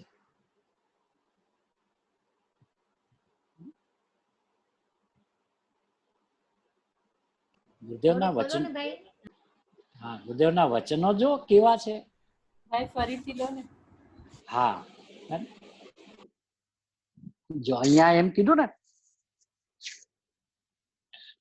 અહીંયા એમ કીધું કે એ રાગની પર્યાય છે માટે અહીં સ્વપર પ્રકાશક પર્યાય થઈ એમ નથી. બસ હવે ઈ સ્વપરમાં અત્યાર સુધી એમ લે છે ને કે એક જ્ઞાન થયું ને એક રાગ થયો એટલે સોય આવી ગયો અને પર તરીકે રાગ આવી ગયો એટલે આપણી સ્વપર પ્રકાશક પર્યાય સિદ્ધ થઈ ગયું. એવું એમ નથી. શું એમ નથી? સ્વપર એટલે બે આવવા જ જોઈએ ને. સ્વપરમાં બે આવે તો સ્વપર કહેવાય ને. બતાવું છું તને. અને પહેલા ગુરુદેવે એમ કીધું કે રાગની પર્યાય છે માટે અહીં સ્વપર પ્રકાશક પર્યાય થઈ એમ નથી. બરાબર? એટલે એનો મતલબ શું થયો કે હવે એ જે રાગની વાત કરવા માંગે છે ને એ ખરેખર આનંદની દશાની વાત કરવા માંગે છે. એ શું કે રાગની પર્યાય છે માટે અહીં સ્વપર પ્રકાશક પર્યાય થઈ એમ નથી. બરાબર? તો રાગનો નકાર કેમ કર્યો કે જીવ રાગને પરપ્રકાશકમાં લે છે. જેમ ઉપર કહી ગયા ને કે ઈ જ્ઞેયપણે, તો રાગ અને પર વસ્તુ એ પણ જ્ઞેય છે. એટલે એને ફિટ કરી નાખ્યું કે રાગ છે એ પર જ્ઞેય છે એટલે પર આવી ગયું, રાગ પર, તો પરપ્રકાશકમાં રાગ, સ્વપ્રકાશકમાં જ્ઞાન. ગુરુદેવને એ ના પાડે છે કે રાગની પર્યાય છે માટે અહીં સ્વપર પ્રકાશક પર્યાય થઈ એમ નથી. તો એનો અર્થ શું સમજવો? તો આપણે એમ સમજતા હોય કે ભાઈ જ્ઞેયથી જ્ઞાન નથી થતું, એ અપેક્ષા રાગ છે માટે રાગનું જ્ઞાન થાય છે એમ નથી. એમ સમજતા હોય સામાન્ય રીતે કે ભાઈ જ્ઞાનની પર્યાય તો પોતાથી સ્વતંત્ર સ્વપર પ્રકાશક વાળી થઈ છે, રાગ થયો એટલે જ્ઞાન એવું થયું છે એમ નથી. કે એ વાત તારી નીચલી ભૂમિકામાં બરાબર છે, પણ એમાં તારું આખું વજન છે ને રાગ ઉપર હોય છે. રાગ છે માટે અહીંયા જ્ઞાન થાય છે એમ નથી. એટલે પેલા કોને સ્થાપી દીધો? રાગને. એટલે રાગ તો હવે ખસે જ નહીં. ગુરુદેવને એને દ્રષ્ટિમાંથી ઓજલ કરાવવો છે. હળવેકથી કીધું રાગની પર્યાય છે માટે અહીં સ્વપર પ્રકાશક પર્યાય એમ નહીં. હવે જો રાગની પર્યાયને પરપ્રકાશકમાં નથી લેવું એમ ગુરુદેવને કેવું છે, એનો સીધો અર્થ શું થયો? તો પછી સાહેબ પરપ્રકાશકમાં શું લેશું?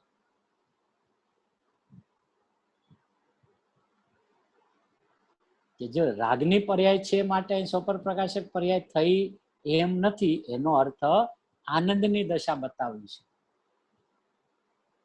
એ શું વળી આનંદની દશા, રાગમાં આનંદની દશા? કે રાગમાં નહીં, આનંદમાં આનંદની દશા બતાવી છે.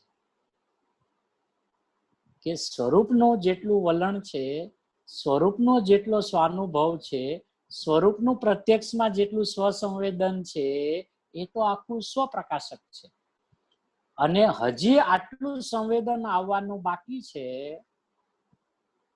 એનું નામ પરપ્રકાશક છે. તો રાગની વાત જ ના આવી અને સ્વપર સિદ્ધ થઈ ગયું.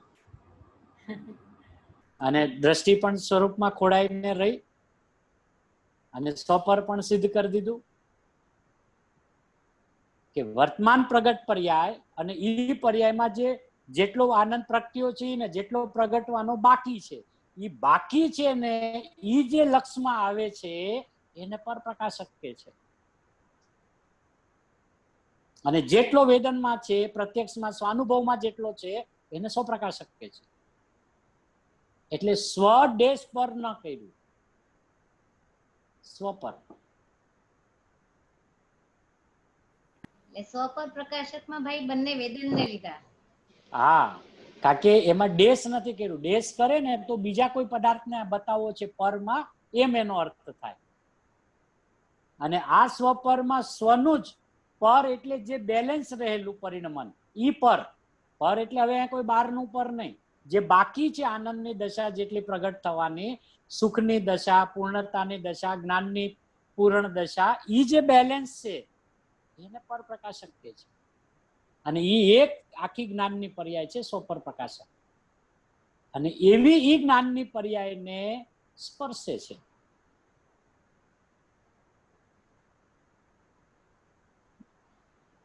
તો સરસ ભાઈ. એક નવો ન્યાય છે ભાઈ.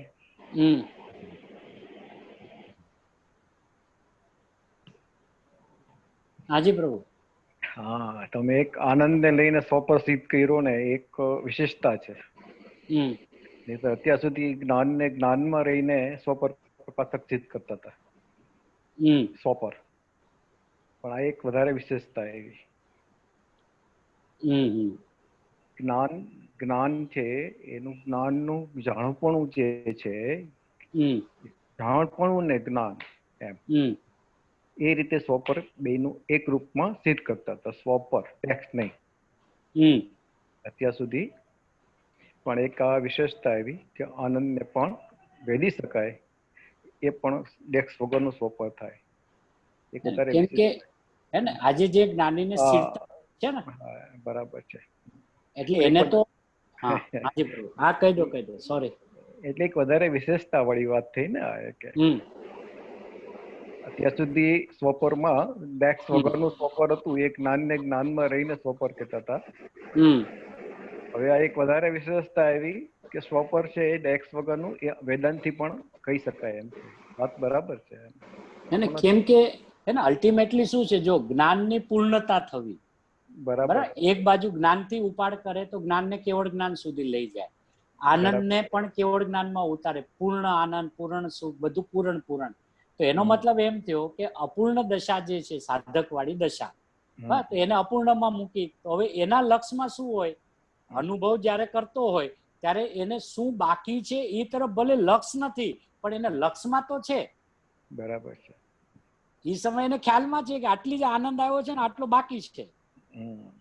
એટલે ભમતો નથી અને સ્વ પર વચ્ચે ડેશ પડતો નથી.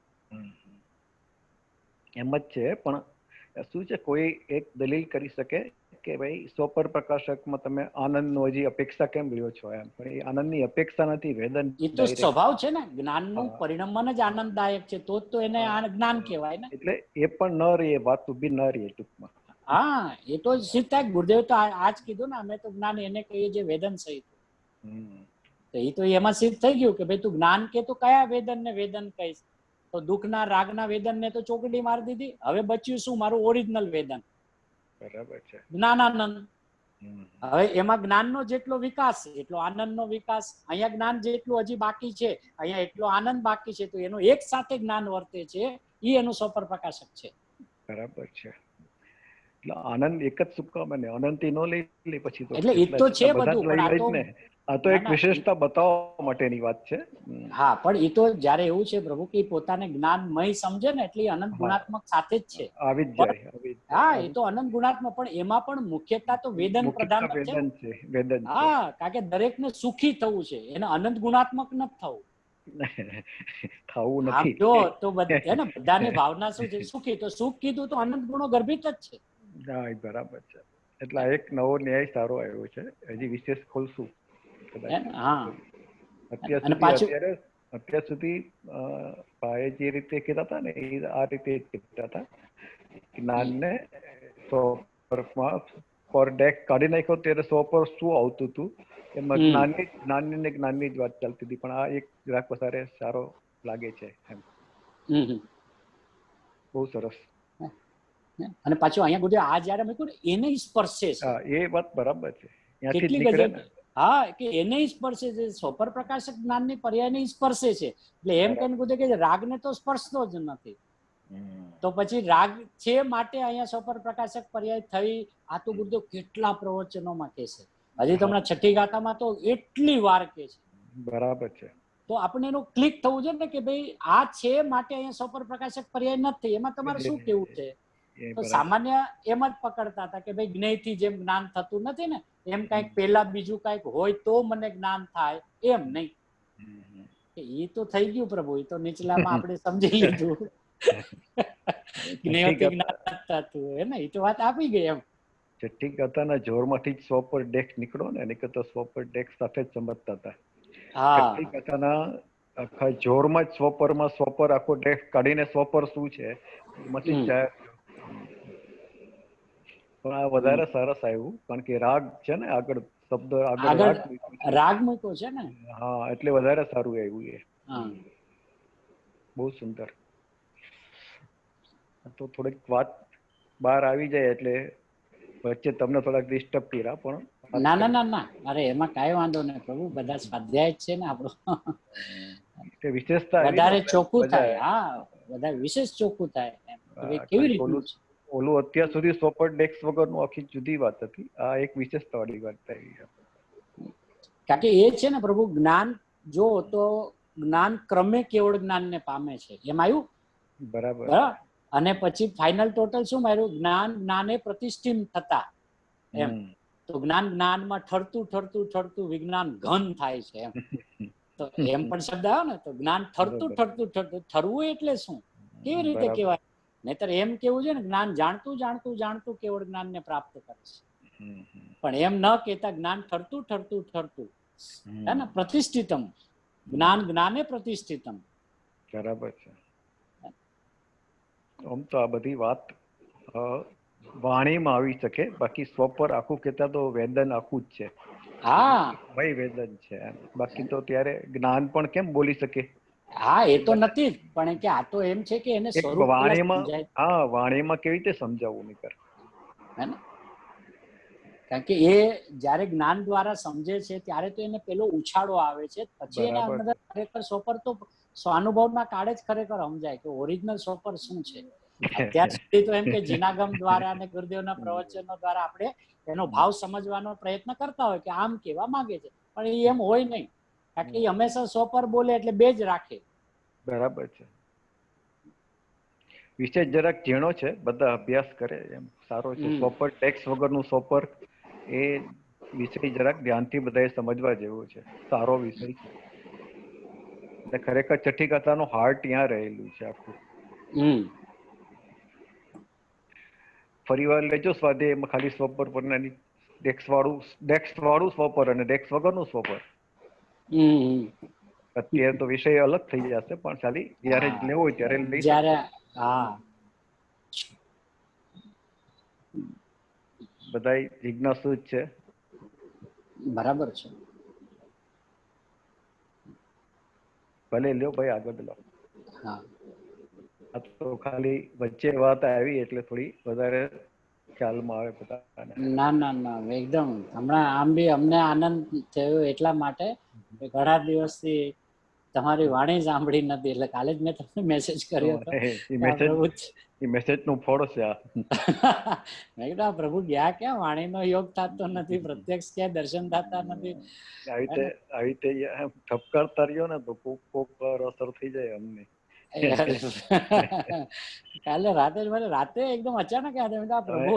તમે નહીં માનો, કાલ રાતે તમે એકદમ યાદ આવતા હતા રાતે, પણ મોડું થઈ ગયું. પછી મેં અપૂર્વને મેસેજ નાખ્યો કે તું જાગતો હતો, થોડોક સ્વાધ્યાય લેવો છે એમ. હા હા. પણ ત્યારે પોસિબલ ના થયું, એ કંઈક બિઝી હશે ક્યાંય. મેસેજ વાંચી ભેગો ફોન આવે. કાલ તમે બહુ યાદ આવ્યા, પછી રાતે મોડું થઈ ગયું ને, ફોન ન કર્યો, પછી અપૂર્વને કર્યો. અચ્છા અચ્છા. એટલે મેસેજ નાખ્યો, ફોન ડિસ્ટર્બ ન થાય એટલા માટે. મેસેજ ભેગો ફોન કરે છે એમ. કાલ યોગ પણ એવો હતો, સ્વાધ્યાય કરવા જેવું હતું. એટલે ઠીક છે, યાદ તો કર્યા બે સાથે. એટલે એ લૌકિકમાં ઓલું કે ને ટેલિપથી થાય છે. છોકરાએ આખો શબ્દ બદલી નાખ્યો, હવે ટેલિપથી નથી થતી, આપણને બધા જ્ઞાનપતિ થાય છે. ટેલિપથી તો લૌકિક માટે છે, આપણા લોકો માટે આપણે જ્ઞાનપતિ થાય. હા, એ કે અહીંયા જ્ઞાનમાં આવે એટલે સામે વાળા જ્ઞાનમાં આવે છે, એને ન્યાય ખડબડાટ હાલતો જ હોય કે અહીંયા એવું હાલે છે, જ્ઞાનપતિ થાય છે. કે તમારો મેસેજ એટલો બધા વંચાયો, જો આજે સ્વાધ્યાયમાં બેસવું પડશે. ઠીક છે.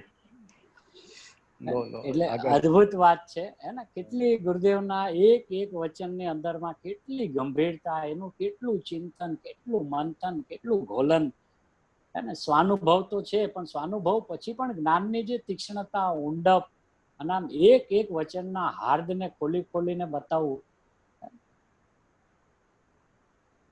સ્વપરને જાણવાનો સ્વથી ઉત્પન્ન થયો છે, એને એ સ્પર્શે છે. ઓહો પ્રભુ.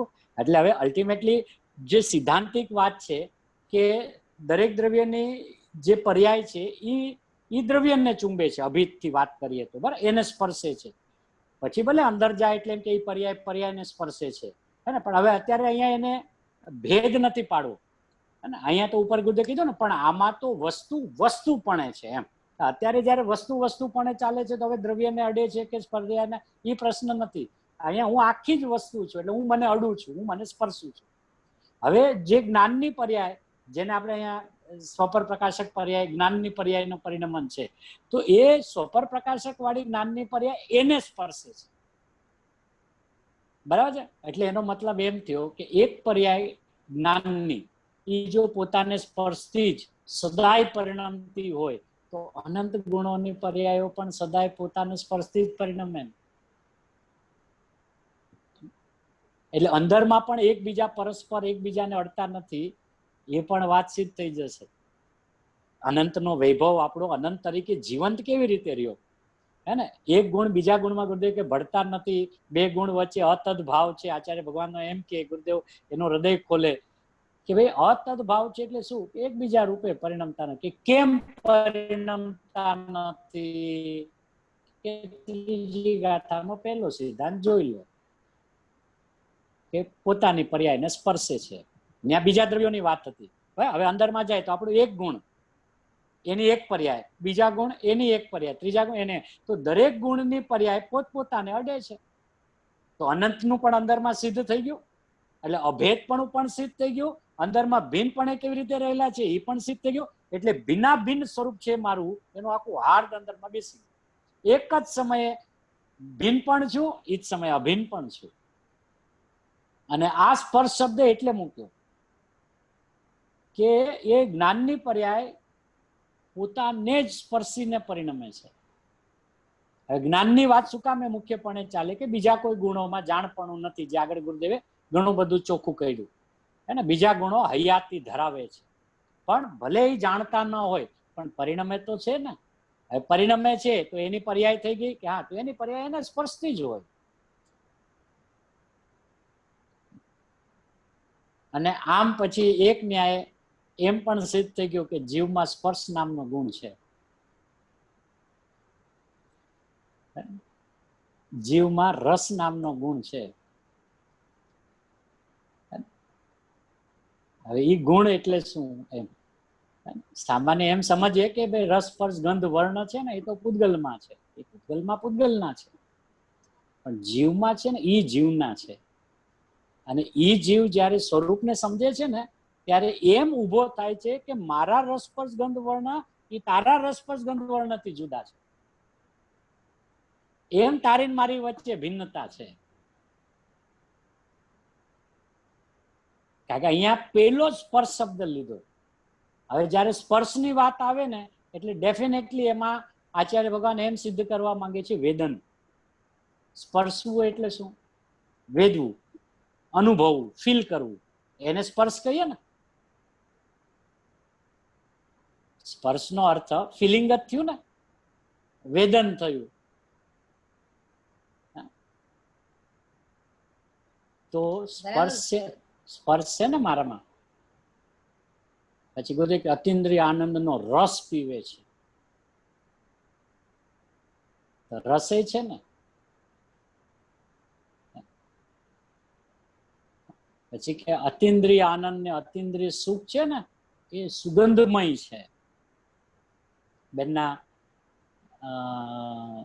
તત્વ ચર્ચામાં આવે છે ને, હું આત્મા છું એની મને સુવાસ આવે છે, હે ને. તો એ શું છે? અને વર્ણ છે. વર્ણ શું છે? કે ધોળો ધોળો છું, પૂરણ સફેદ. સમજાવવા માટે તો સફેદ જ બોલવું પડે ને. ધોળો ધોળો છું એમ, ચૈતન્યનો પ્રકાશ છું, ચૈતન્યનો પુંજ છું. અને બધે ઘણી વાર કહેતા જ્ઞાન પ્રકાશનો પુંજ છે. તો પ્રકાશનો પુંજ છું ને, જ્ઞાન પ્રકાશનો પુંજ છું ને, તો આખું ચૈતન્ય તત્વ અંદરમાં જળહળ જ્યોતિની જેમ જળહળે છે ને.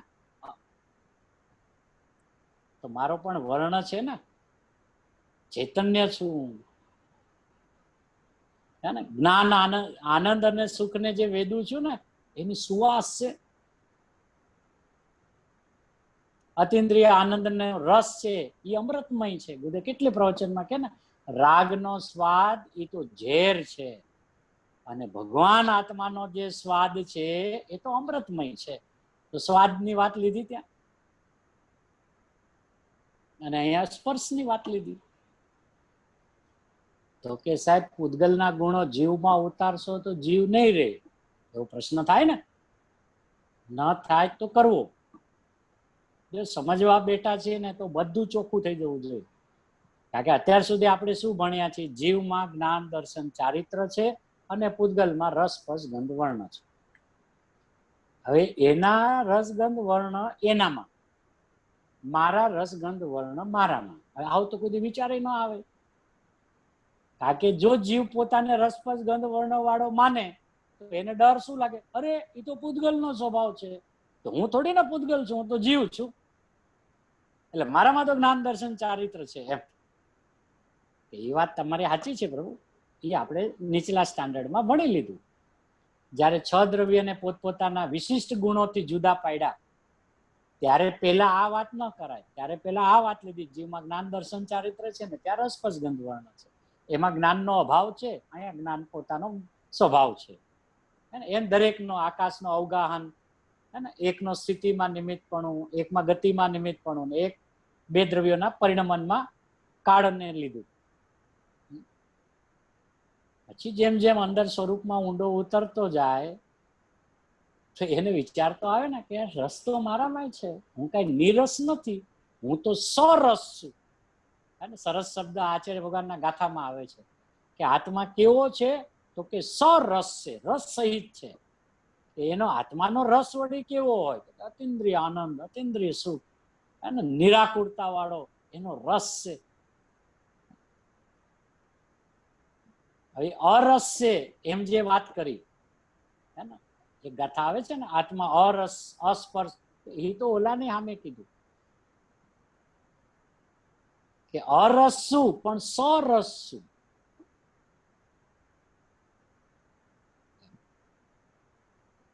રસ જ મારામાં ન હોય તો હું ભોગવું કોને, વેદું કોને, અનુભવવું કોને?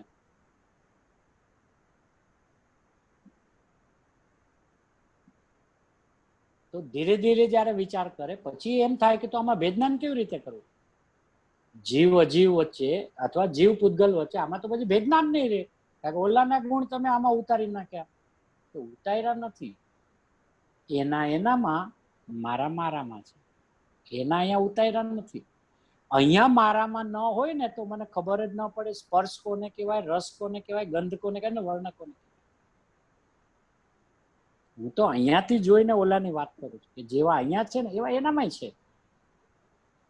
પણ એનામાં જે છે એ એના છે, મારામાં જે છે એ મારા છે. કે આવું ક્યાંય શાસ્ત્રમાં આવતું નથી, કલ્પનાથી વાતો ચાલે છે. બરે બાપુ આપણે ન્યાયથી વિચાર કરીએ કે બે જીવ છે કે હા, તો બે જીવમાં જ્ઞાન દર્શન ચારિત્ર સુખ આનંદ બધું છે કે હા, તો બે એક થઈ ગયા. કોમન ગુણો છે બેમાં. ઓકે ના, બે તો જુદા. તો કેવી રીતે જુદા રહ્યા?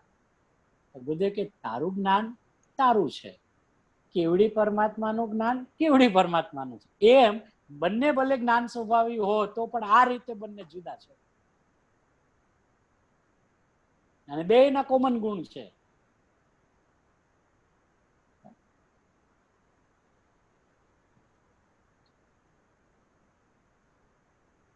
તો એનું સ્વરૂપ છે ને અંદરમાં ત્યાં ઉછળી પડે, નાચી ઉઠે. ઓહો હો, મારે પછી કાંઈ જરૂર નહીં, કોઈ નહીં, બધી રીતે પૂર્ણ. ગુરુદેવ કે ને તું સબ વાતે પૂરા, કઈ વાતે અધૂરા.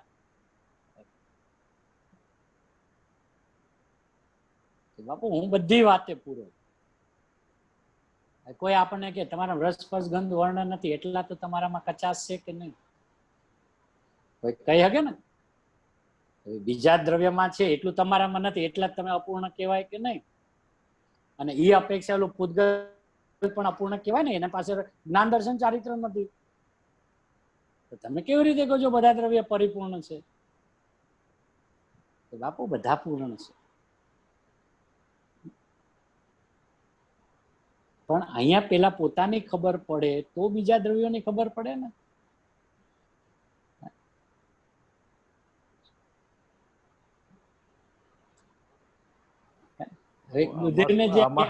આમાં સ્પર્શ રસ ગંધ ઉતાર્યા એ તો બરાબર થઈ ગયું.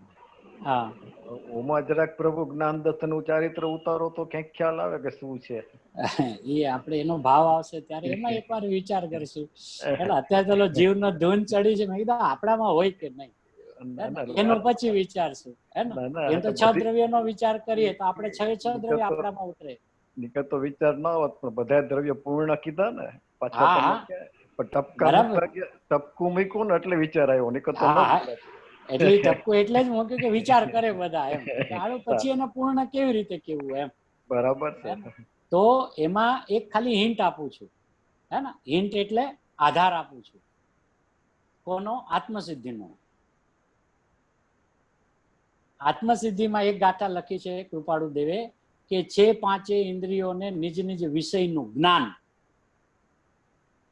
પણ 5 ઇન્દ્રિયના વિષયનું પણ આત્માને છે ભાન. આનો અર્થ શું થાય?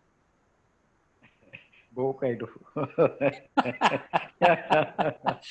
જ્ઞાનીના વચન છે, વિચાર માંગે એવા વચન છે સાહેબ. 5 ઇન્દ્રિયને એને જ્ઞાન હોય. જ્ઞાન તો આત્મા પાસે છે કે ભાઈ મેં લખ્યું છે, મને ખબર છે, હું આત્માનો અનુભવી છું. તું ઉતાર, તને બેસાડ કે આમાં કેવી રીતે તમે શું કહેવા માંગો છો. હે ને, આ એક આધાર આપી દીધો. બધા વિચારજો. આ તો અત્યારે તો ગુરુદેવ શું કીધું, પેલા તને તો તારામાં બધું બેસે, પછી તો ઓલામાં બેસ.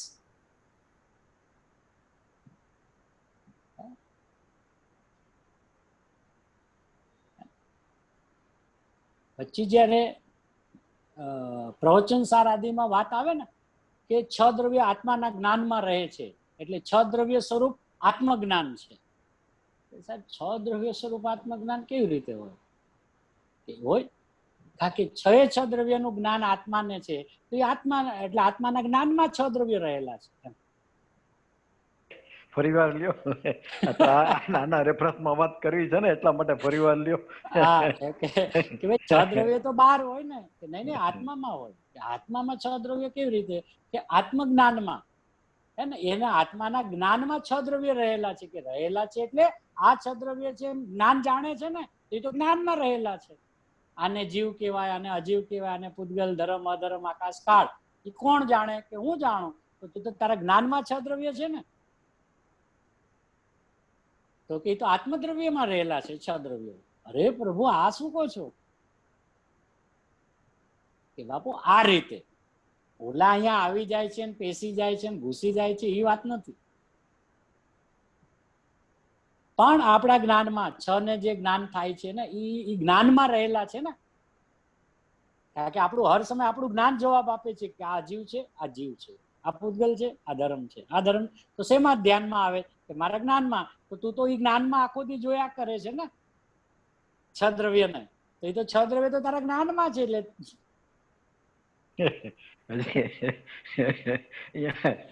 અટકી જાય પછી વિચારવાનો કે બીજાને કે તારા જ્ઞાનમાં થયો 6 છે ને. હા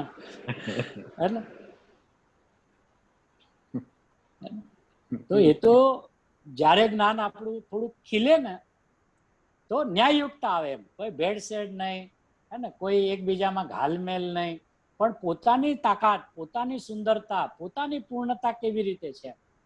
કે ભાઈ મારે શા માટે 6 દ્રવ્યને જોવા માટે બહાર ન જવું પડતું? કે પહેલેથી મારા જ્ઞાનમાં છે.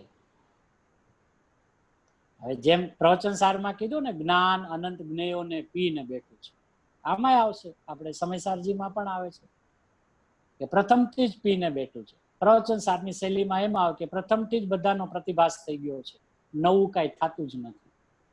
જ્ઞાન જ્ઞેયોને પીને બેઠો. ઈ કયા જ્ઞેયોને જ્ઞાન પીને બેઠું છે?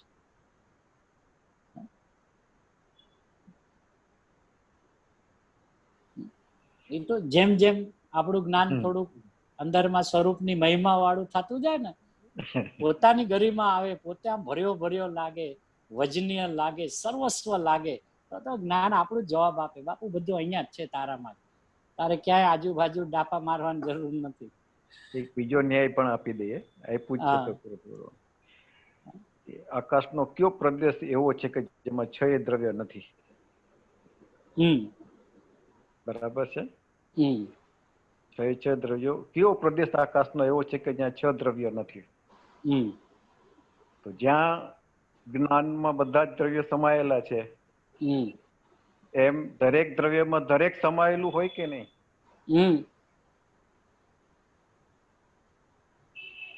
ખ્યાલ આવે છે શું કહેવામાં? બસ, બાકી તો બધાને વિચારવાનું કહેશું ને આપણે. આકાશનો પ્રદેશ એવો છે કે જ્યાં 6 દ્રવ્ય નથી. બરાબર છે. તો જેમ જે પ્રદેશમાં જ્ઞાન છે ત્યાં જ બધા છે, જ્ઞાનમાં જ બધા છે, એવી રીતે દરેક દ્રવ્ય બોલી શકે ને કે અહીંયા જ બધું છે. કે જ્યાં ધર્મ છે ત્યાં જ અધર્મ છે, ત્યાં જ આકાશ છે, ત્યાં કાળ છે, ત્યાં જીવ છે. એ તો જે પોતાથી વાત કરશે તે તો પોતાથી વાત કરશે ને. હા, એટલે ખાલી તમે જેમ બોલો શ્રીમદનો દાખલો આપ્યો એમ હમણાં અત્યારે આ યાદ આવ્યું કે કયો પ્રદેશ એવો છે કે 6 દ્રવ્ય નથી એક સાથે? એક સાથે છે.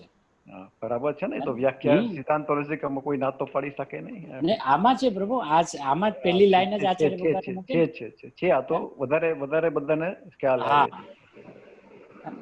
પણ મજા આવી ભાઈ આજે. ઘણો જૂનો વિષય તમે ઉપાડ્યો, ઘણો જૂનો વિષય. પરથી જ મજા આવવા માંડી છે. ટાઈમ થઈ ગયો હોય તો જોજો, મારે તો કઈ ખ્યાલ નહીં રહે પછી. આમાં હમણાં આગળ હવે એ જ આવશે કે અત્યંત એક ક્ષેત્રાવગાર નિકટ રહેવા છતાં બરાબર પોતાના નિજ સ્વરૂપથી પડતા નથી. હમણાં બીજો બોલ ગુડે ઉપાડશે, મજા આવી જશે. એમ જ છે.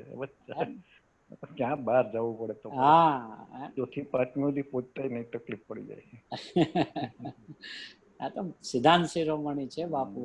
એક સિદ્ધાંત આચાર્ય ભગવાન એ ભરી દીધા છે. ગુરુદેવ વગર આ કોઈની તાકાત નથી ખોલીને આવું આપી શકે. બહુ પણ ગજબનો સિદ્ધાંત બહેરા છે ને ગુરુદેવ ગજબની રીતે સ્પષ્ટ કરેલું છે. જેમ જેમ વાંચી એમ બહુ જ ખ્યાલ આવે. હા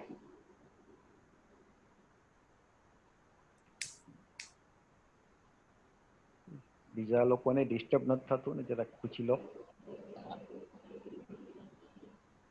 કોઈની લિંક તૂટતી નથી ને? તમારું સાંભળવામાં કોઈની લિંક તૂટતી હોય તો કદાચ મારે બ્રેક મારવી પડે. આમાં તો દરેક માઇક ખોલે તો જ ખબર પડે. એટલે તમે પૂછશો તો જવાબ આપશે ને કે તો જવાબ નહીં આપે. ના ના ના એવું નથી પ્રભુ, આપ પૂછો તો બધા જવાબ આપે. ના ભાઈ વધારે સ્પષ્ટ થાય છે પૂછવા. હા એમ કોઈક બોલો તો એમને ખ્યાલ આવે ને કે ભાઈ શું છે એમ, નહીં તો બધાને એમ લાગે કે બોલાય બરાબર નથી એમ. એક હરખ વ્યક્ત કરે તો બીજા હરખાઈ જાય ને. હા કે ભાઈ નવો ન્યાય આવે એમ ક્લિક થાય ને. આવે છે. હા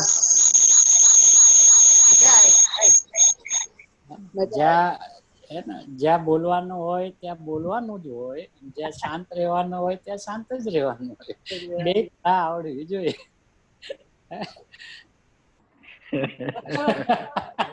પછી કે આપણે તો શાંત જ રહેવાનું, અરે બાપુ એમ બધી જગ્યાએ ન હોય, અને આપણે તો બોલવાનું તો કે બાપુ એમ બધી જગ્યાએ એમ ન હોય. બોલીએ જ નહીં તો ભાઈ પછી મુંજાઈ જાય કે નહીં, આ તો એમ કે પ્રમોદ ની વાત છે ને એટલા માટે એમ કે ભાઈ હા ભાઈ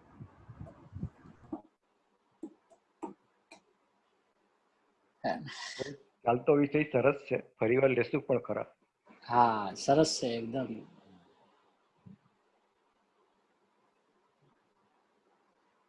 હજી તો બંધ કથા આવશે ને એટલે મજા આવી જશે. શું બાપુ બંધ કથા બોલે કે બંધ કથા એટલે બંધ ભાવ. બરાબર છે. અરે પ્રભુ, આ કથાનો અર્થ ભાવ થાય કે કથાનો અર્થ ભાવ થાય?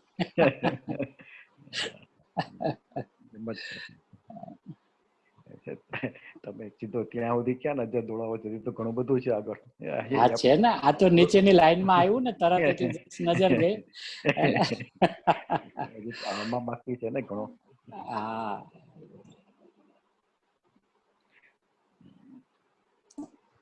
આવું છે. બહુ મજા આવી. બરાબર વિષય નીકળો છે. બરાબર ફરીવાર લેજો. સ્વપર માટેનો સ્પેશિયલ સબ્જેક્ટ છે આ. બધા જેટલો ખુલશે એટલો બધાને ખ્યાલ આવશે પોતે ક્યાં છે.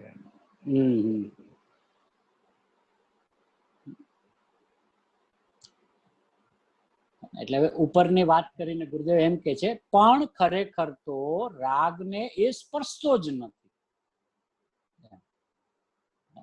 બહારના કોઈ ગુણને તો સ્પર્શતો નથી, એ તો એક કોર રાખો કે બીજાની તો હવે વાત જ જવા દો, એ તો બધું પતી ગયું એમ. બહારના કોઈ ગુણને તો સ્પર્શતો નથી, એ તો એક કોર રાખો, પણ ખરેખર તો રાગને એ સ્પર્શતો જ નથી. કારણ કે આત્મામાં બંધ કથા વિસંવાદી બતાવી છે ને એમ. એટલે હવે ક્યાં લઈ જવું છે આચાર્ય ભગવાનને? શા માટે એને વિસંવાદી કીધું? બંધ કથાનો વાચ્ય શું થાય? શબ્દ તો આ છે, પણ એનો ભાવ શું થાય એ આગળ આપણને ગુરુદેવ જે રીતે સમજાવશે એ રીતે સમજશું.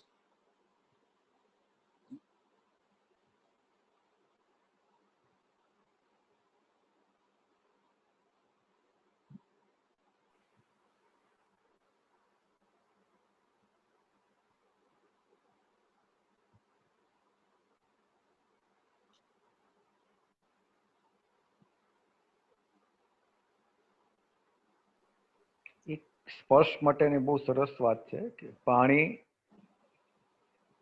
અને અગ્નિ અને તપેલું જે કઈ ગણો તે, જો એકબીજાને સ્પર્શ કરવા દે તો પોતાનું અસ્તિત્વ ગુમાવી દે. સ્પર્શનો મતલબ શું? ખરેખર સ્પર્શની વ્યાખ્યા શું છે? ખ્યાલ છે ને? એટલા માટે જો સ્પર્શની વ્યાખ્યા જોઈને પાકી થઈ ગઈ હોય તો ખ્યાલ આવી જાય કે જો સ્પર્શ કરવા જાય તો બીજી સામેની વસ્તુ એ આખું દ્રવ્ય જ ના રહે. બરાબર. સ્પર્શની વ્યાખ્યા એટલી સરસ છે. સ્પર્શ વિશે ખ્યાલ આવે તો ખ્યાલ આવી જ જાય કે ભાઈ કોઈ અડે જ નહીં, સ્પર્શી જ ન શકે. એક દ્રવ્ય બીજાને સ્પર્શી શકે નહીં. અરે એક પર્યાય બીજી પર્યાયને ન સ્પર્શી શકે પછી ક્યાં વાત છે. એટલે સ્પર્શ ગુણની બરાબર ખ્યાલ આવી જવો જોઈએ. નીકળ તો અસ્તિત્વ વયું જાય એનું. હા, દ્રવ્યનું અસ્તિત્વ જ નથી. જે ભાઈનો તપેલા સંબંધી વાત હતી ને, એમને મારે ખાસ ત્યારે વિચાર આવ્યો હતો કે ભાઈ જો સ્પર્શ કરવા દે તપેલું તપેલું જ નહીં રહે.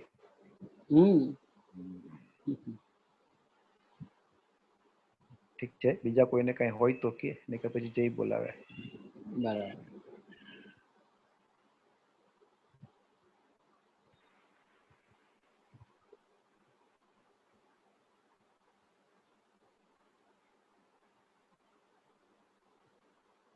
બોલો ભાઈ. હા બોલે.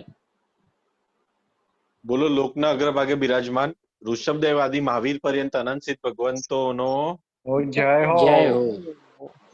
હાલ મહાવીર ક્ષેત્રમાં બિરાજમાન સિમંદર આદિ 20 વિયનમાં નરિયન ભગવંતોનો જય હો. શ્રી સમયસાર પ્રવચનસાર આદિ જીનવાણી મહાત્મનો જય હો. આ જીનવાણીના રચયિતા કલિકાળ સર્વજ્ઞ શ્રી કુંકુંદાચાર્ય આદિ અનંત આચાર્ય ભગવંતોનો જય હો. આ જીનવાણીના રહસ્ય બતાવનાર અમાત્મ ઉદ્ધારક અનંત અનંત ઉપકારી અનંત તીર્થંકરોથી અતિ ગર્જતા જ્ઞાયક એવા કહાન ગુરુદેવનો જય હો. ધન્ય અવતાર પ્રશમ મૂર્તિ પૂજ્ય ભગવતી માતનો જય હો. સનાતન વિતરાગ દિગંબર જૈન ધર્મનો જય હો. જય જીનેન્દ્રભાઈ. જય જીનેન્દ્ર બધાને. જય જીનેન્દ્ર. જય જીનેન્દ્રભાઈ. જય જીનેન્દ્રભાઈ. જય જીનેન્દ્ર બધાને. જય જીનેન્દ્ર. જય જીનેન્દ્ર.